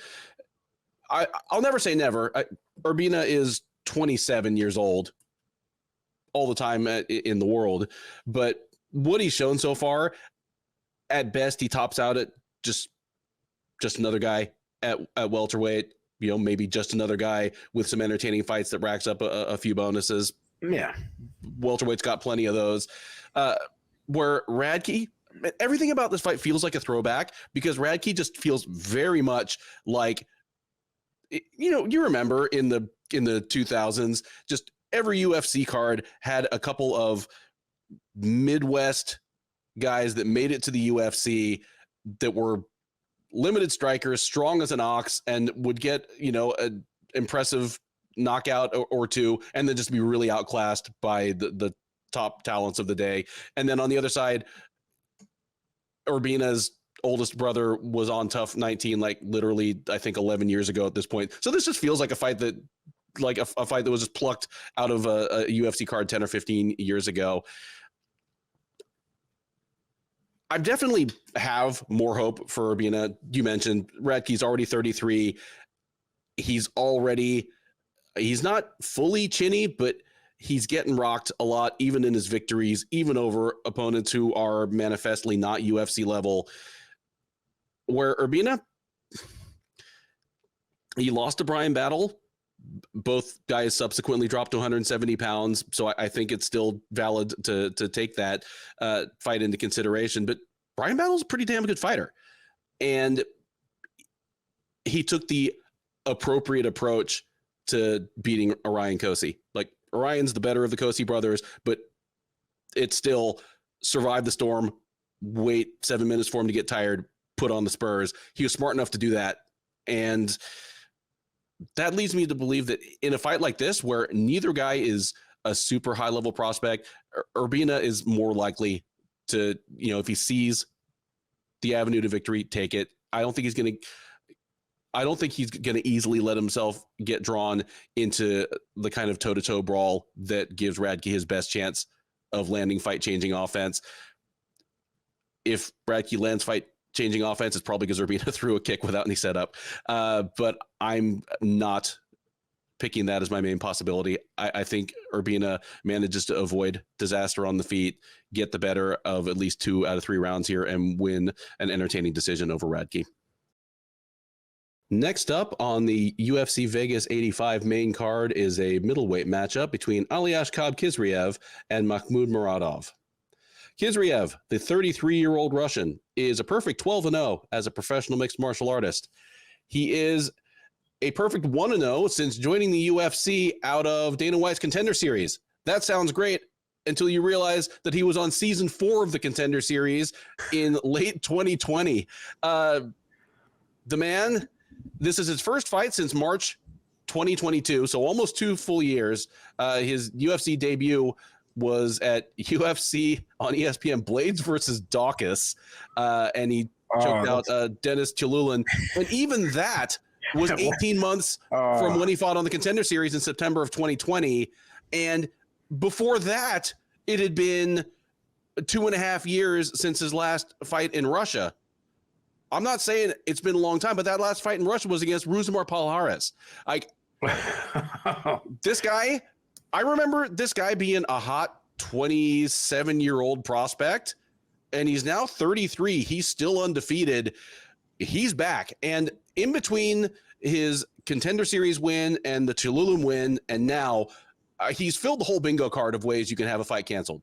He has fallen out of fights. His opponents have fallen out of fights. We're talking about 2021, so we had one canceled due to COVID protocols. Just, again, the full bingo card. He is about as unlucky a man as you'll find in the 185-pound division, but he's going to try to keep the momentum going here against Muradov, who's had a little bit of bad luck of his own. Also 33 years old. He's from Uzbekistan. He's 26-8 overall. He's 4-2 in the UFC. He won his last time out. He took a unanimous decision over Brian Barberena at UFC London last July. That allowed him to snap a 2-fight losing streak against Gerald Meerschaert and Caio Borralho. This fight, Muradov is your underdog. He is plus 150. Khizriev minus 180 as your favorite. Man, this is something I feel like I say all the time about lightweight, and I never thought I'd say it about middleweight, because the thing about lightweight is it's such fast-moving traffic that just winning all your fights isn't enough. If you drop out of too many fights due to injury, if you stay on the shelf too long, you're going to get passed by faster-moving traffic. I mean, think about Khabib Nurmagomedov. How long did it take him to get to a title shot? And it wasn't because he lost. It was because he didn't win often enough. He was never the guy because he kept having to pull out, or occasionally his opponents would pull out of his most important fights. You wouldn't normally think that at 185, just because 185, it's a thinner division, it's wide open. But Khizriev has managed to do it because he's fought 3 times in the last 6 years. It's hard to believe on some levels that he's still only 33. I was kind of shocked that these guys are the same age because, one, Muradov looks 10 years older. He's got one grizzled ass face. He's like the Uzbekistani Francisco Trinaldo. And then just because Khizriev has spent so long on the shelf, I gave up being discouraged or disappointed about this. Like by the time of the Tululin fight, like I was really excited to see him in the UFC by 2019 or so. Didn't make it to the Contender Series till 2020, and now, I mean, he could still make a run. It's 185. 33 isn't ancient, but considering how many of these withdrawals were due to his own injuries, that's a concern as well.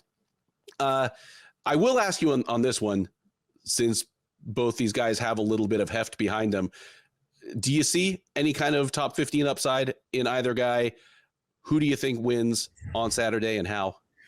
Yeah, I actually think there's 15 upside on both guys. I think this is one of the. And honestly, I shouldn't have phrased it that way because Muradov may even have, going into the Meerschaert fight, he may even have been on the UFC's top 15. And if he'd beaten Meerschaert, he probably would have been on ours. So, yeah. This is a really fun fight. This is one. If I'm looking at the card, I might be most intrigued by because of the question marks about Khizriev. I'm sorry, I know I'm butchering this, how to say his name. He's a southpaw, a pressure striker. He fights behind a high guard, really tight, clean boxing. Now, again, what we've seen, and a lot of these things could change. He could have improved for as far as we know. But, I'm going best, lack of frequency that we see this guy. So, I mean, take it for what it's worth. What I've seen him, he's really good at picking up his opponent's timing. He targets the body. He gets inside, and he's looking for stepping knees and slicing elbows. Really good kicking game, especially to the legs. Good wrestler. Gets on top. Mean ground and pound. He's got 4 subs on his record. Muradov, I mean, this is the guy we've broken down a lot, and it's just the thing that always stands out to me is how great of an athlete. He moves well, great footwork. He can fight out of both stances. He flows seamlessly from position to position. On the feet, he's a technical striker, uses feints well to set up his counters. Nice jab, loves his overhand right, works the body, has really good punching power. He can trust his chin a little too much and drops his hands and rely solely on head move, which I don't like. But what I said, mentioned athletically, he'll throw like a flying knee. He used to ignore his wrestling, but he got 15 takedowns in his last 2 fights.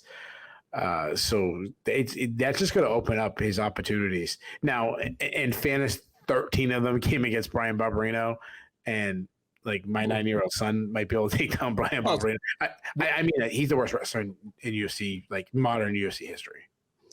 Well, I think when you fight him, you start like they start your tally at 6. Yeah. And you go from there. They start the referee's position. You're on top. They just pick like I take top. He's shown some solid takedown defense himself, and he showed some good sub defense against Bajaro. I think this is an amazing matchup. I think both guys are 2 of the better guys in the division. Even though Muradov's been around, I think they're 2 dark horses in the division. Like I don't expect, especially Muradov, to win a title because at this point we know where he is. But in that division, it's not out of the realm of possibility. I'm not picking it, so slow down. Yeah. But both are well rounded. I think it's a step up for Khizriev. Am I saying that name? Khizriev, yeah. Yeah, Khizriev. I think it's definitely a step up in competition, and with having long setbacks, that's concerning. I'm still going to go with him. I mean, I think he's still, even at 33, one of the best prospects in the UFC and in the division. Yeah, I mean, he's not Bo Nickel, so like let's not get that excited. But he's someone I like. I think we have both guys have moments. I think we have a back and forth action, but the edge where I think he can still win the takedown battle. I think he wins a close nod. Give me Khizriev to stay undefeated. Khizriev by decision. Yeah, I'm with you here.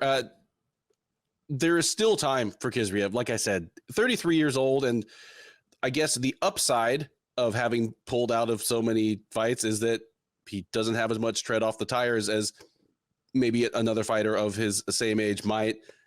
If he's anything like he was, he is still an exciting addition to this division. It's not like he's a 33-year-old flyweight who spent most of the last 6 years on the shelf. That's more of a concern. And I agree that Muradov is a really good fighter, but we've kind of seen his ceiling. He had the back-to-back losses in the UFC. Against Mearshart, he got Mearsharted. He was winning that fight handily, got clocked, took his back in a flash, choked out. That's what Gerald Mearshart does. Against Bahalia, he lost a competitive fight to a guy that was a younger, bigger, more athletic version of himself. Like I think he loses to Bahalia again if they fight, later this year. The problem for me is I didn't learn anything from him wiping the canvas with Barberena for 15 minutes. These are 2 really good fighters, but it's better for the UFC if Khizriev shines here. I think. I mean, obviously he's the undefeated fighter. It wouldn't take much to get the hype machine cranking back up. There are a lot of unknowns here. Again, we're going on 2 years since we've seen this guy in the cage, but I'm going with him being a close enough facsimile of the guy that trashed Dennis Tululin that he's got enough to get by Muradov. I'll take Khizriev by decision as well here. The UFC Fight Night 235 main card moves back to the women's flyweight division for a clash between Viviane Araujo and Natalia Silva. Araujo, the 37-year-old Brazilian, is 12-5 overall. She is 6-4 in the UFC. She did win her last time out. It was a unanimous decision over Jennifer Maia at the Yusuf versus Barboza Fight Night in October. Prior to that, she had back-to-back losses to Alexa Grasso and Amanda Ribas. She will try to make it 2 wins in a row against the rising Silva. Silva, 26 years old, also Brazilian, 16-5-1 overall. She is 4-0 in the UFC and on a 10-fight win streak overall. Certainly an exciting new addition to this kind of fleet of rising flyweights in the UFC. She fought most recently at UFC 292 back in August, where she took a unanimous decision over Andrea Lee. So she's looking to make it 5 in a row in the UFC, 11 in a row overall. Araujo more than a decade her senior, is trying to prove that she still belongs in the top 10 / top 5 / title discussion.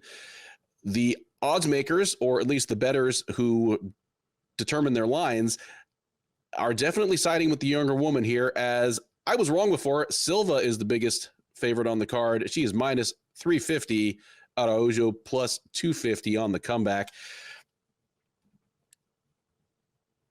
There's both of these women's records are a little deceptive. When I say that Viviane Araujo is 6-4 in the UFC, that doesn't sound great, but she's been fighting good to very good fighters from right out the gate. And it's a pretty clear defining line. She's lost to the elite or near elite ones and beaten everyone else. Like, I mean, considering the timing of it, her worst loss is probably to Amanda Ribas last March, and that's not that bad. Ribas is like a borderline top 10 woman in 2 divisions. And maybe Jessica Eye. Well, Jessica Eye in 2019, I don't think was as bad. That's not aged well, but at the time, Jessica Eye was, still like a good fighter. But, and then honestly, Maya might be her best win. Like, she might be coming into this off her best win. So while I'm about to make the case that Araujo is falling off and she's about to start falling off really fast, keep in mind that the facts of the matter, that she's coming off of maybe her best win in the UFC, directly contradict what I'm about to tell you. Araujo is, I mean, if you're watching this on YouTube, you can see her picture right beneath me. It's not deceptive. She is built like a tank. She's a good athlete, strong as an ox, and for most of her UFC run has leveraged that well. Like, she hits with power. She's not a conventional wrestler, but she's a decent wrestler just on strength and athleticism.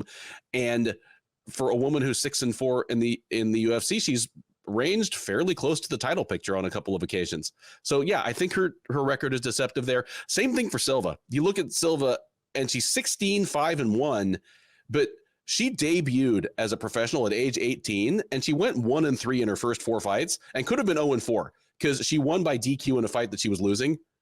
Like, she could have started her career 0-4 and maybe she wouldn't even be in the UFC right now because she would have gone and found something else to do with her life. But the real Natalia Silva, the one that's relevant to this fight that's happening on Saturday, is on a 10-fight win streak. She's looking better every time out, and she's still just 26. Physically, she's almost the new model of Araujo. She's, compact, powerful. I think she's faster and more athletic. I think she's probably just as strong. She hits hard. She throws a good variety of strikes. She has lapses defensively that I'm sure if Keith agrees with me, he's going to be able to explain those better than I will. But against the level of competition she's been facing so far, her aggression, power, and athleticism have been enough to carry the day. Araujo represents a huge step up from Victoria Leonardo and Andrea Lee. I like this matchmaking, and I imagine Keith likes it as well, because if Silva wins, this is very much the UFC feeding the old lions to the young lions. The problem with Araujo is I think she is starting to slip. Like, she's getting rocked. She's getting hurt easier. Just the durability isn't what it was just a few fights ago.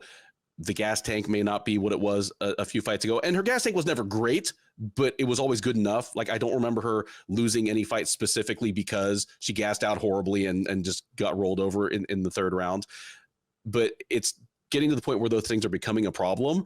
And against someone like Silva, who's got the motor that she has, I think this is just tailor-made for Silva to maybe even hold her own in the early going, but just pick up momentum as the fight goes along and really take it to Araujo later on. I think she can probably beat Araujo to the punch, but I would be interested to see if she just tries to take her down and work her over on the ground. Give me Silva here in a dominant decision, and if things go like I'm thinking they will, maybe even like a late stoppage on the ground. But I'll go with the decision. Yeah. the issue with Araujo is exactly said. Like I'm worried about her age, and she's always been a great athlete, very elusive, moves well, counters well. But she relies on speed and explosion. And at her age, I'm so concerned that it could leave at any time. And I mean, she uses feints well to set up her counterattack. She's got quick hands. She targets the body. Good kicking game. She likes her calf kicks. The issue is she doesn't really mix her punches and kicks together. It's either she's boxing or she's kickboxing, not doing both. And like you see some of her fights, like she didn't check leg kicks against Jessica I, but she's also one who doesn't change a game plan. Like this is what I'm going to do to win, and then when it's not working, she doesn't go to like plan B, which has been a concern. Her head movement is starting to slow down, which is why her durability seems to be waning. I still think her best strength is her ground game. She's got some really solid entries. She struggled to get Alexa Grasso down, but that aged so well. If she gets the fight to the ground, very good top game, good control, good grappling. I mean, she was taking the back of Andrea Lee, which is pretty good. Another thing I am concerned about is her gas tank. She has gassed out in the past. Natalia Silva, definitely one of the best prospects going in the entire UFC. Great athlete. She moves really well. She can fight out of both stances. High volume striker. Very technically sound, sets up her shots with feints well, quick hands, accurate, attacks with combos. I love her check left hook. She showed good power against Victoria Leonardo. She showed athleticism with her spinning attacks. I mean, fantastic kicking game. Some of the best high kicks in all of MMA. She can throw the high kick from both stances as she's switching. She has some defenses. She still keeps her chin really high in the air. But that's really it. I mean, she's a good wrestler. She gets the fight to the ground. She either tries to catch a kick or she gets to the clinch and looks for some upper bodies, good throws. Great takedown defense against Jasmine Jasovicius, which is a really solid win that has aged really well, too. I mean, she hit it with a wizard kick, which was nice. When she was taken down against Teresa Bleda, she swept her. Good ground and pound. She's really showed that she is a submission artist. And she showed some really good cardio against Andrea Lee. This is a great matchup. This is definitely a step up in competition for Silva. I don't think she should be the biggest favorite on the card because of Araujo still has tools, especially if she can turn it, she can get Silva to the ground and be a topside grappler. She's faced some killers. So I guess it's a little bit of they're all, the betting line is, the odd makers, they're all in on Silva and kind of also adding in the Araujo's faded. If one of those aren't true, then this line is off. If Araujo isn't completely faded, this line is off. If Silva isn't completely the next big thing, this line is off. I just think she is. I think she's ready for the test. Everything Araujo does well, I think Silva does too. I think she's faster now. I think she's got a bigger kicking game. I mean, I say she's like the 2.0 version of Araujo. I say give me Silva. I want to take a late stoppage too, but I'll say it goes to decision. Give me Silva by unanimous decision. Third from the top at UFC Fight Night 235 is a welterweight matchup between Randy Brown and Muslim Salikhov. This fight was originally supposed to take place at UFC 296 back on December 16th, so I believe that's just 5 weeks. Keith and I previewed it back then. Keith, has anything happened in the last 5 weeks to make you change your mind? No, not at all. All right. Well, looking right now, the odds are Brown minus 250, Salikhov plus 200 or so. So just keep that in mind. But I believe that's right around what they were at the time we previewed this. So buckle up, enjoy this grainy old VHS footage, and we'll be back with you in just a few minutes. Brown, the 33-year-old Jamaican-American, is 17-5 overall. He is 11-5 in the UFC. He did win his last time out. He welcomed former middleweight Wellington Turman to the welterweight division, won a unanimous decision over him. That was at UFC on ABC, Emmett versus Topuria back in June. That allowed him to put a quick and ugly loss to Jack Della Maddalena back in February in the rear view. He'll look to make it 2 wins in a row now at the expense of Salikhov. Salikov, 39-year-old Dagestani, is 19-4 overall. He is 6-3 in the UFC. He is coming in off of a loss, and he has, in fact, alternated wins and losses for his last few fights. He faced Nicholas Dalby at UFC on ESPN Vittori versus Cannonier back in June, dropped a unanimous decision. Prior to that, he had a spectacular highlight reel knockout over Andre Fialho a little over a year ago. Odds here favor Brown pretty heavily. He is minus 250, Salikov plus 200. Keith, I'm going to flip this one to you first. All I'll throw out there is I keep waiting for Muslim Salikov to look old, just with such a movement-heavy style and literally pushing 40. I mean, he's 39 and he's almost 39 and a half. It hasn't happened yet, win or lose. Tell me if you think this is when Father Time finally takes over, jumps on his back, or, in any event, whether he gets past Brown. Yeah. Salikov's that guy that like you're at the gym and you're like slowly running on the treadmill at 40 years old and you look over and there's this like 65-year-old guy just freaking going way faster than you. You're like, fuck you and your V8 drink. Like how's your jitsu game? Then he's tapping you out. Like, fuck. Yeah. I was thinking about Randy Brown putting in a light bulb, and then Randy Brown holds the light bulb, and Salikov spin kicks it into place.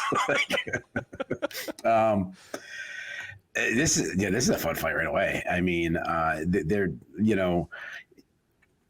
based on their ages, specifically Salikov, like they're not going to be good. They're not true contenders at welterweights. Considering, I mean, we can go back and forth in debate, but it's either bantamweight or welterweight, or that. Those four divisions that is so hard to even get in the top 15. Like you're a freaking killer. It's like people like talk junk about like starting quarterbacks, and it's like in the NFL, it's like there's only 32 of them on planet Earth. So, Randy Brown, he obviously he's we already joked about him. He's a long, lengthy guy. He definitely wants to work from range. He moves around the cage really well with good footwork, uses feints well to set up his shots, fast hands. He loves the up jab. He uses the jab to kind of keep his distance. Really good long kicking game. He's got those long legs though, so he's open to calf kicks, but he's got some pretty good calf kicks himself. I go back to the Vicente Luque fight where Luque beat him up and dropped him with leg kicks. I like his teep kicks. I think that's the best part of his game. Pushes people on his back foot with that. If his opponent crashes the pocket, he's really good at being the one to initiate the clinch and then use his size inside, getting the collar tie and then start blasting knees. He will look for a takedown. I've compared him to Michael Chiesa in the style where he's not very technical. He kind of just reaches down, but he has those long arms. It's like go gadget, just snatches that leg in. He also can get like inside and get some body lock takedown and stuff. He does need to have better control, and I think that just comes from not being a true like grappler. He's not going to Abu Dhabi's. He's not wrestling at a high level. So I think that happens. But he's got 4 subs on his record, and he has over the years improved his get up game. Like he gets up much better. Now, despite being 39 years old, like Muslim Salikov, you mentioned, is still a really good athlete. He moves well. He's got good head movement. He's good at slipping his head off the center line and then just ripping shots of his own, as he's avoiding shots. Really good at picking up his opponent's timing. I would say he has plus power. He sits on his punches. I mean, I go back. I mean, it's been a while ago, but like he starts Northern Italy in a fight. Some of the best kicks in the game. I mean, kicks everywhere. He has that. He has a. I know I compare a lot of guys to the guy. Who's that guy?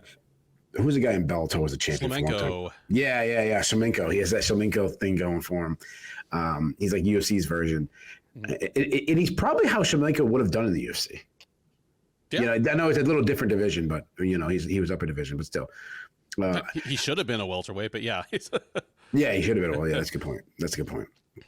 I am worried about his chin a little bit. I mean, he was recently knocked out by Li Jingliang. He took a lot of damage in his last fight against Nicholas Dalby. That's what Dalby does, He loves spinning attacks. We already joked about that. I mean, he knocked out Andre Fialho with a spinning attack. Was fantastic. And he's obviously his you look at his name, he can wrestle. He's a good wrestler, really good reactionary double. I was looking at his record. He's gotten takedown in four, at least one takedown in 4 straight fights. So something he's been actually adding on as he gets later in his career, adding more wrestling, which is very rare for someone at his age. It's usually the opposite. Usually that's when they abandon their wrestling. Yeah. He also catch a kick to get the fight to the ground.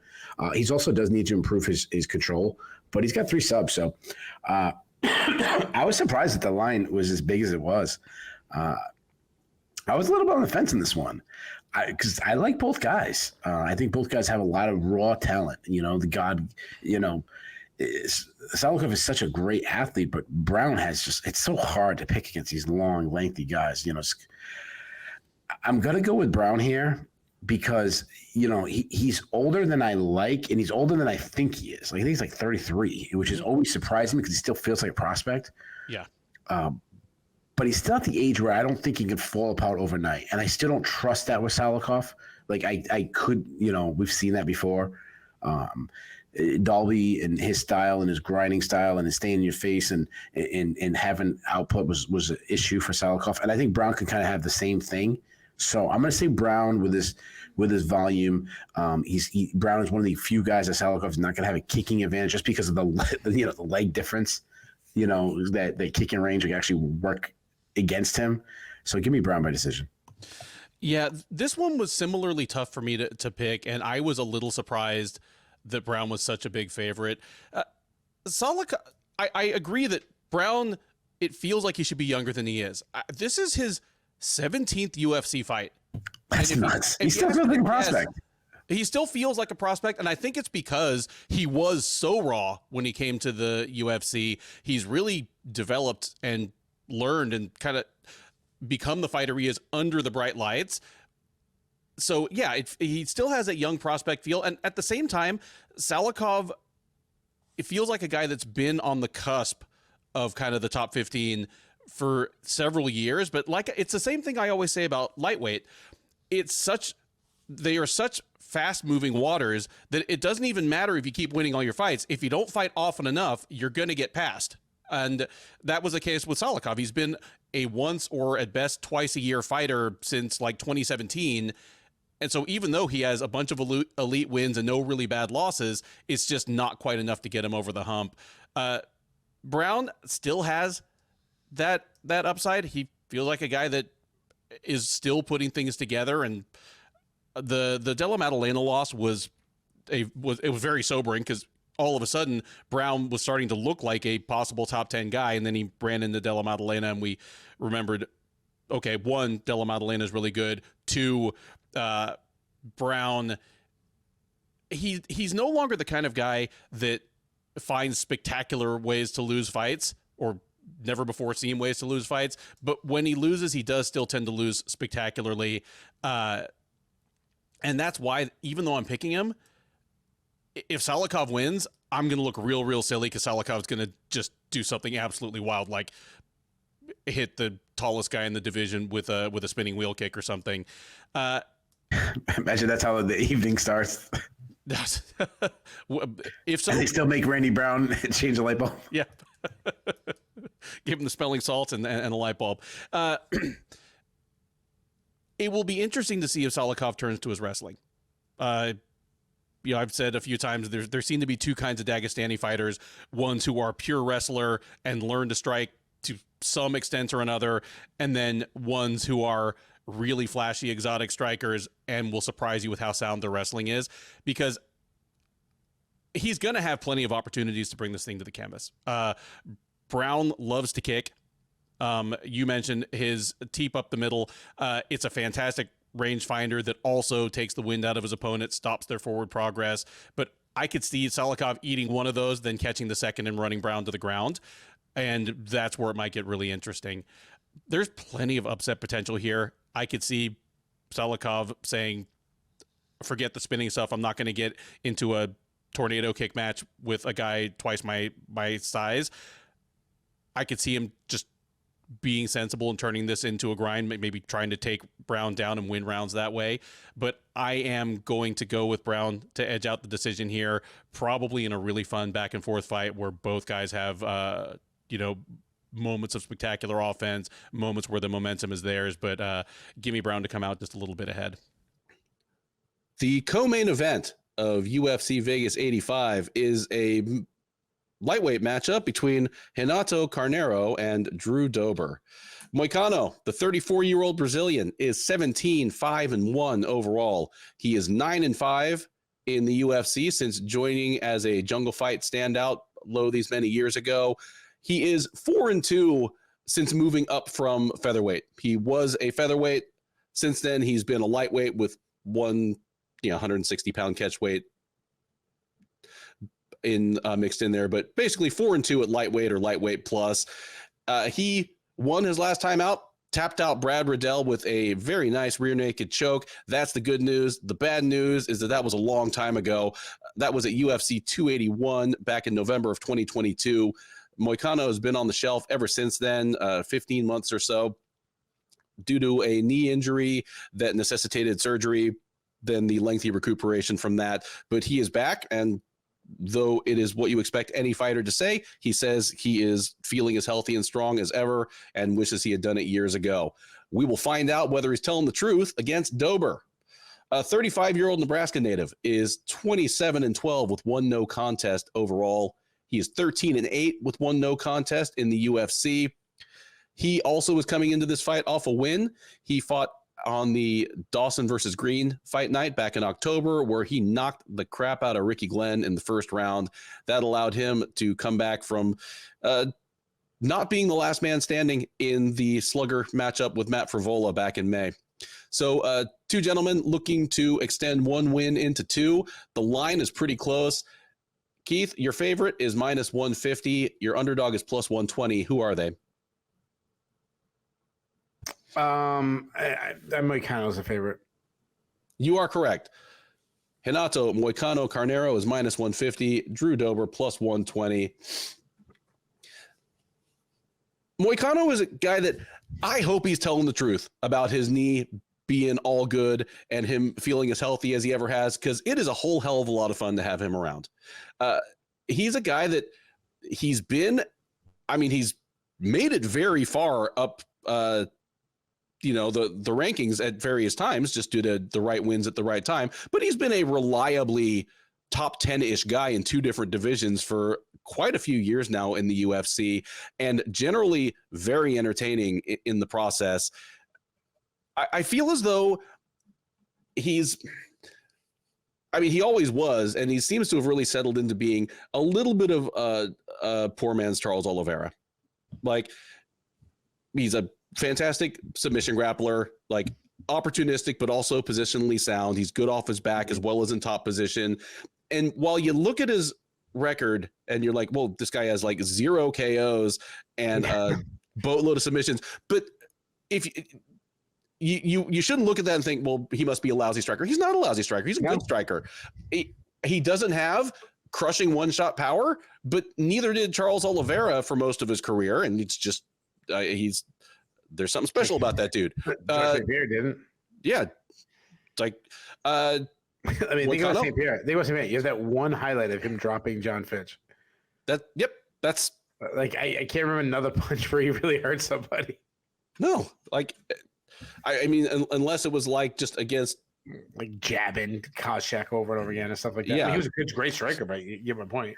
Yeah. And Moicano, he's a good striker. He's, whether at 145 or 155, he's a long rangey guy who at least understands distance and does his best to fight at his best range.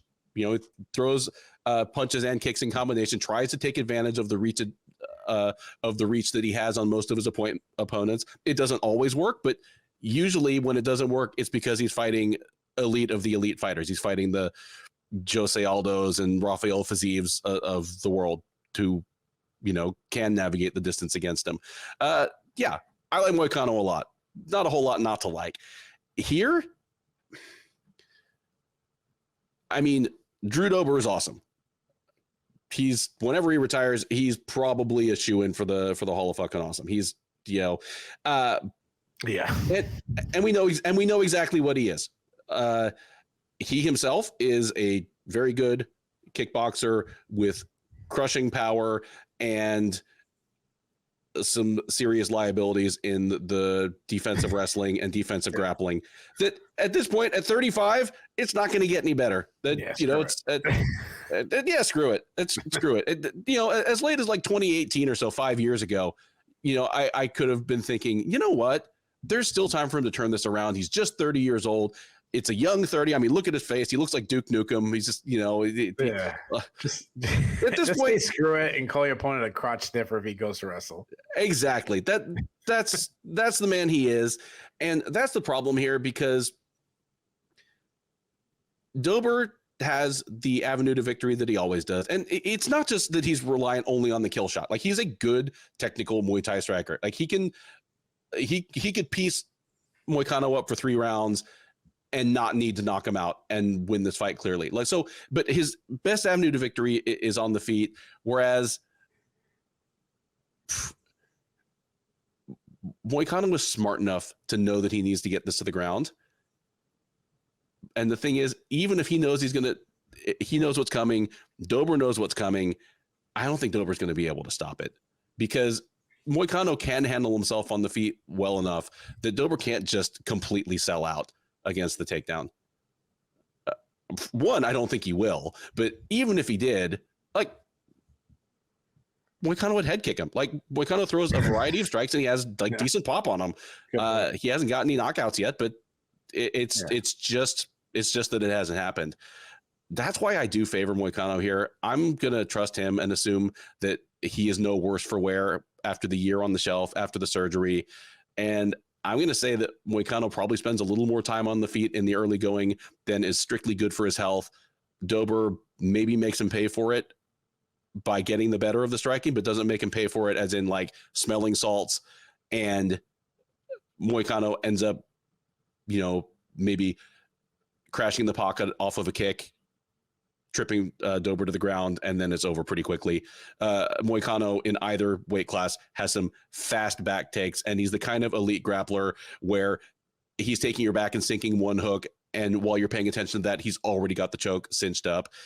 Give me Moicano by rear naked choke late in the first round.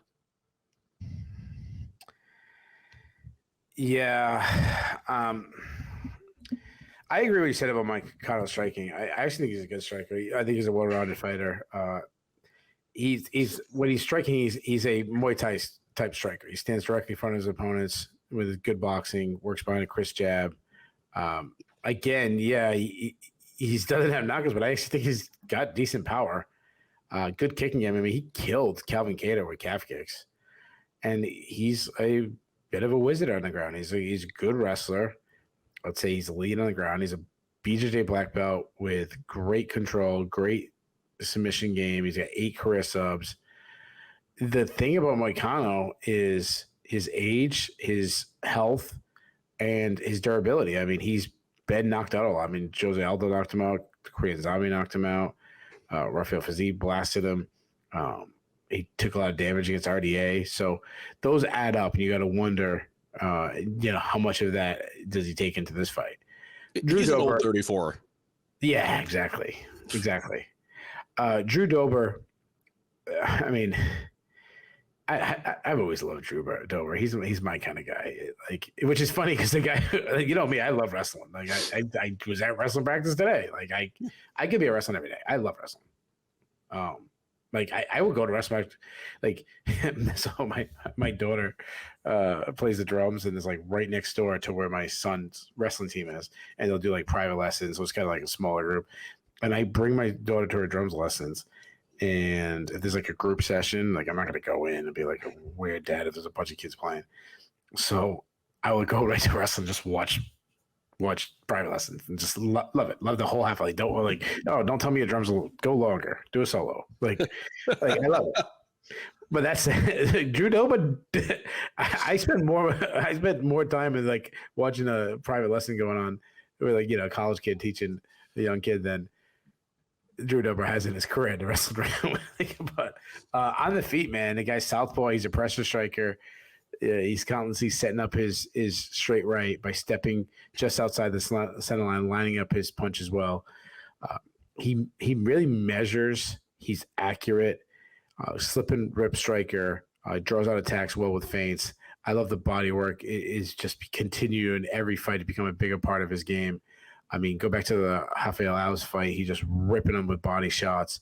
One of the best, I think last time I called him best pound for pound punchers in the UFC. And you don't think of a guy, at this weight class as this huge knockout, but he is. I mean, he keeps his feet underneath him and he just unloads just with bad intentions.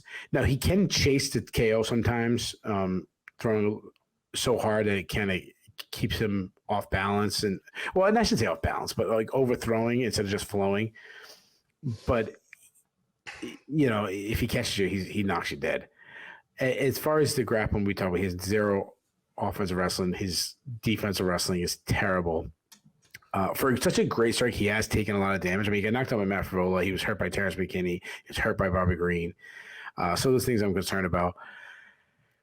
As far as prediction goes, if this stays on the feet, we could get a KO. I think both ways, because both guys have durability issues. Like, I wouldn't shock me if McCann gets that KO against Drew Dober. Gun to my head and someone says, knockout, who gets it, then obviously I'm going Dober. I mean, he's got serious power. I really want to take Dober, but Dober is so terrible on the ground, and McCann is so good on the ground. I can't imagine McCann not saying, I think he has confidence in his hands and his Muay Thai. I just can't see him going, why would I just take this such an easy avenue of victory?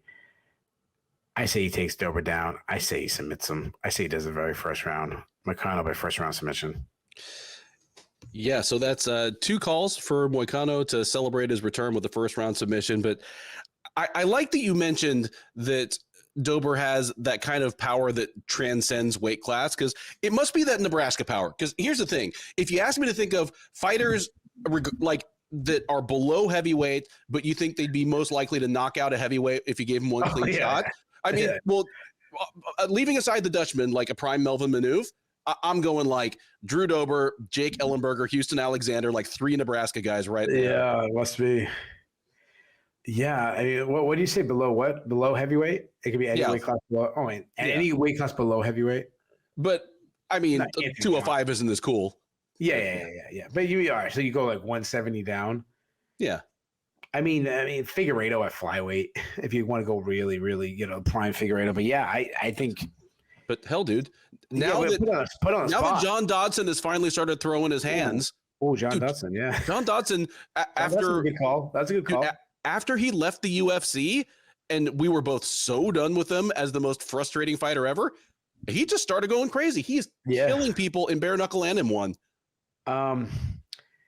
Maybe Phil Baroni. Remember Phil Baroni? Oh yeah, dude. Back when he was so juiced that there was like veins coming out of every muscle, like some action figure. I was in there in person when I thought Dave Manet died. When he just chain gun like I'm sure there's some obvious to his face. Yeah, I'm sure there's some. I mean, it's getting pretty late, so I my brain's not working as well. But I'm sure there's probably some pretty obvious people we're not thinking of. Yeah. But I mean, Drew Dober is right up there. Like, I would not want to be punched by Drew Dober. Heck no. Imagine Drew Dober in power slap. I don't know if he could take the slap, but I'm sure he could freaking land one. Like I'm sure that obviously he can land it. I know they don't move the head, but you get what I'm saying. Like, yeah, he'd be good. He'd be subject to the coin flip for sure. Like, I don't know how they determine who goes first. Is it the coin flip? I've never watched it. I don't. I watch low level or low society type things. I'm too. Hey, I go to Broadway plays. I'm too. I was gonna say too sophisticated for power slap. With that, we come to the main event of UFC Fight Night 235, a middleweight matchup between Roman Dolidze and Nasruddin Imavov. Dolidze, the 35-year-old Georgian, is 12-2 overall. He is 7-2 in the UFC. He is 5-2 at middleweight. He opened his UFC run with 2 straight, pretty easy-looking wins at 205, decided his best future nonetheless lay a weight class down and dropped, and thus far it's worked out pretty well for him. He did lose his last time out. It was a unanimous decision against Marvin Vettori at UFC 286 last March. But before that, he'd rattled off 4 straight wins, the last 3 of them by pretty eye-popping stoppages. He'll look to get back in the win column here against Imavov. The 28-year-old Russian by way of France is 12-4 with 1 no contest overall. He's 4-2 with 1 no contest in the UFC. That 1 no contest was in his last outing. He took on Chris Curtis at UFC 289 last June. He was winning the fight. That was competitive, but there was an accidental clash of heads in the middle of the second round that rendered Curtis unable to continue. Imavov has been on the shelf ever since. Prior to that, he did lose a unanimous decision to Sean Strickland in the headliner of UFC Fight Night 217 almost exactly a year ago. So he's looking for his first actual official win since late 2022. And, well, let's see if he's favored to get it. Keith, your favorite is -160. Your underdog +130. Who are they? Dolidze is his favorite. Your favorite, Nasruddin Imavov, -160. Dolidze coming in around +125, +130 or so. But okay. I'm glad that you guessed that because I was a little surprised myself. And I was not a believer in Dolidze. When he debuted in the UFC back in, it's 2020 or so, he rattled off 2 pretty easy wins over low-level guys that immediately washed out of the UFC. And prior to that, he'd been out of the sport for almost 2 full years. I was like, okay, this is fun, but this is a 30-year-old quote prospect who has muscles on his muscles. Yeah. He's gonna gas out horribly and lose horribly the first time he runs into somebody with a pulse. And then he drops to 185 and loses to talented but inconsistent Trevin Giles. I've underestimated and written off Dolidze way too many times at this point. But here's the thing. He's done everything right. I mean, the only thing he could have done better was not take so much time off and get to this level sooner. But he relocated his training to one of the best camps in the whole sport at the right time. He's been at Extreme Couture for 4 or 5 years now. When he dropped to 185, he didn't just do it by sucking out more water. Within the course of about 6 months, he really did retool his physique to the point where he can now keep up a decent work rate well into a fight. And his athleticism and power, I mean, he's 35, but they don't seem to have waned yet. Against Vettori, he may just have run into a better fighter than himself, but everything else seems to be there, man. His striking is still, I think it's still a little raw, but it's not as raw as it used to be. And he's got a ton of power behind everything. And then his wrestling and grappling is just Hulk stuff. I do not remember whether he has a Greco background, but the way he likes to just kind of haul people up with upper body power and throw them around makes me think it. The way he beat Jack Hermanson has lost plenty of fights over the years, but getting trapped in what looked like a pro wrestling finisher with one of his face down with one of his feet folded up behind him and getting the sides of his skull punched in, that was an eye opener. Dolidze is the real deal. And against Imavov, I think Imavov probably has the higher upside ultimately. If either of these guys is ever a champ, it's probably Imavov. But Imavov, for a guy that's as big as he is, I think Dolidze might be able to push him back and bully him. Imavov kind of fights like an MMA Factory guy. MMA Factory guys, other than Ngannou, they have some things that they like to do. And one of them is throwing the front kick as a sort of alternate jab. That's not going to fly against Dolidze. I think the first time that happens, Dolidze just probably takes it right in the gut, but also catches the foot, pushes him backwards, and maybe even sweeps his other foot out from under him before they get to the fence. But I think Dolidze is probably going to take Imavov down, maybe take him down early. That might feed success on the feet later. Yeah, I even though he's a slight underdog here, I favor Dolidze in this one. Unless something weird has happened and he really has started to fall off, and there's no indication that that's happening, I like Dolidze in this matchup. Imavov, maybe he's a current contender, maybe a future champ, but I think Saturday is Dolidze's night. I think he gets Imavov on the ground multiple times, at least holds his own in the striking, maybe lands a couple of big shots on the feet, and does enough to win at least 3 out of the rounds. Give me Dolidze by decision. Oh, wow. This is an intriguing matchup. I mean, I like it. Even though Dolidze is what'd you say, 35, 34, something like that. 35. He still feels like the new kid on the block.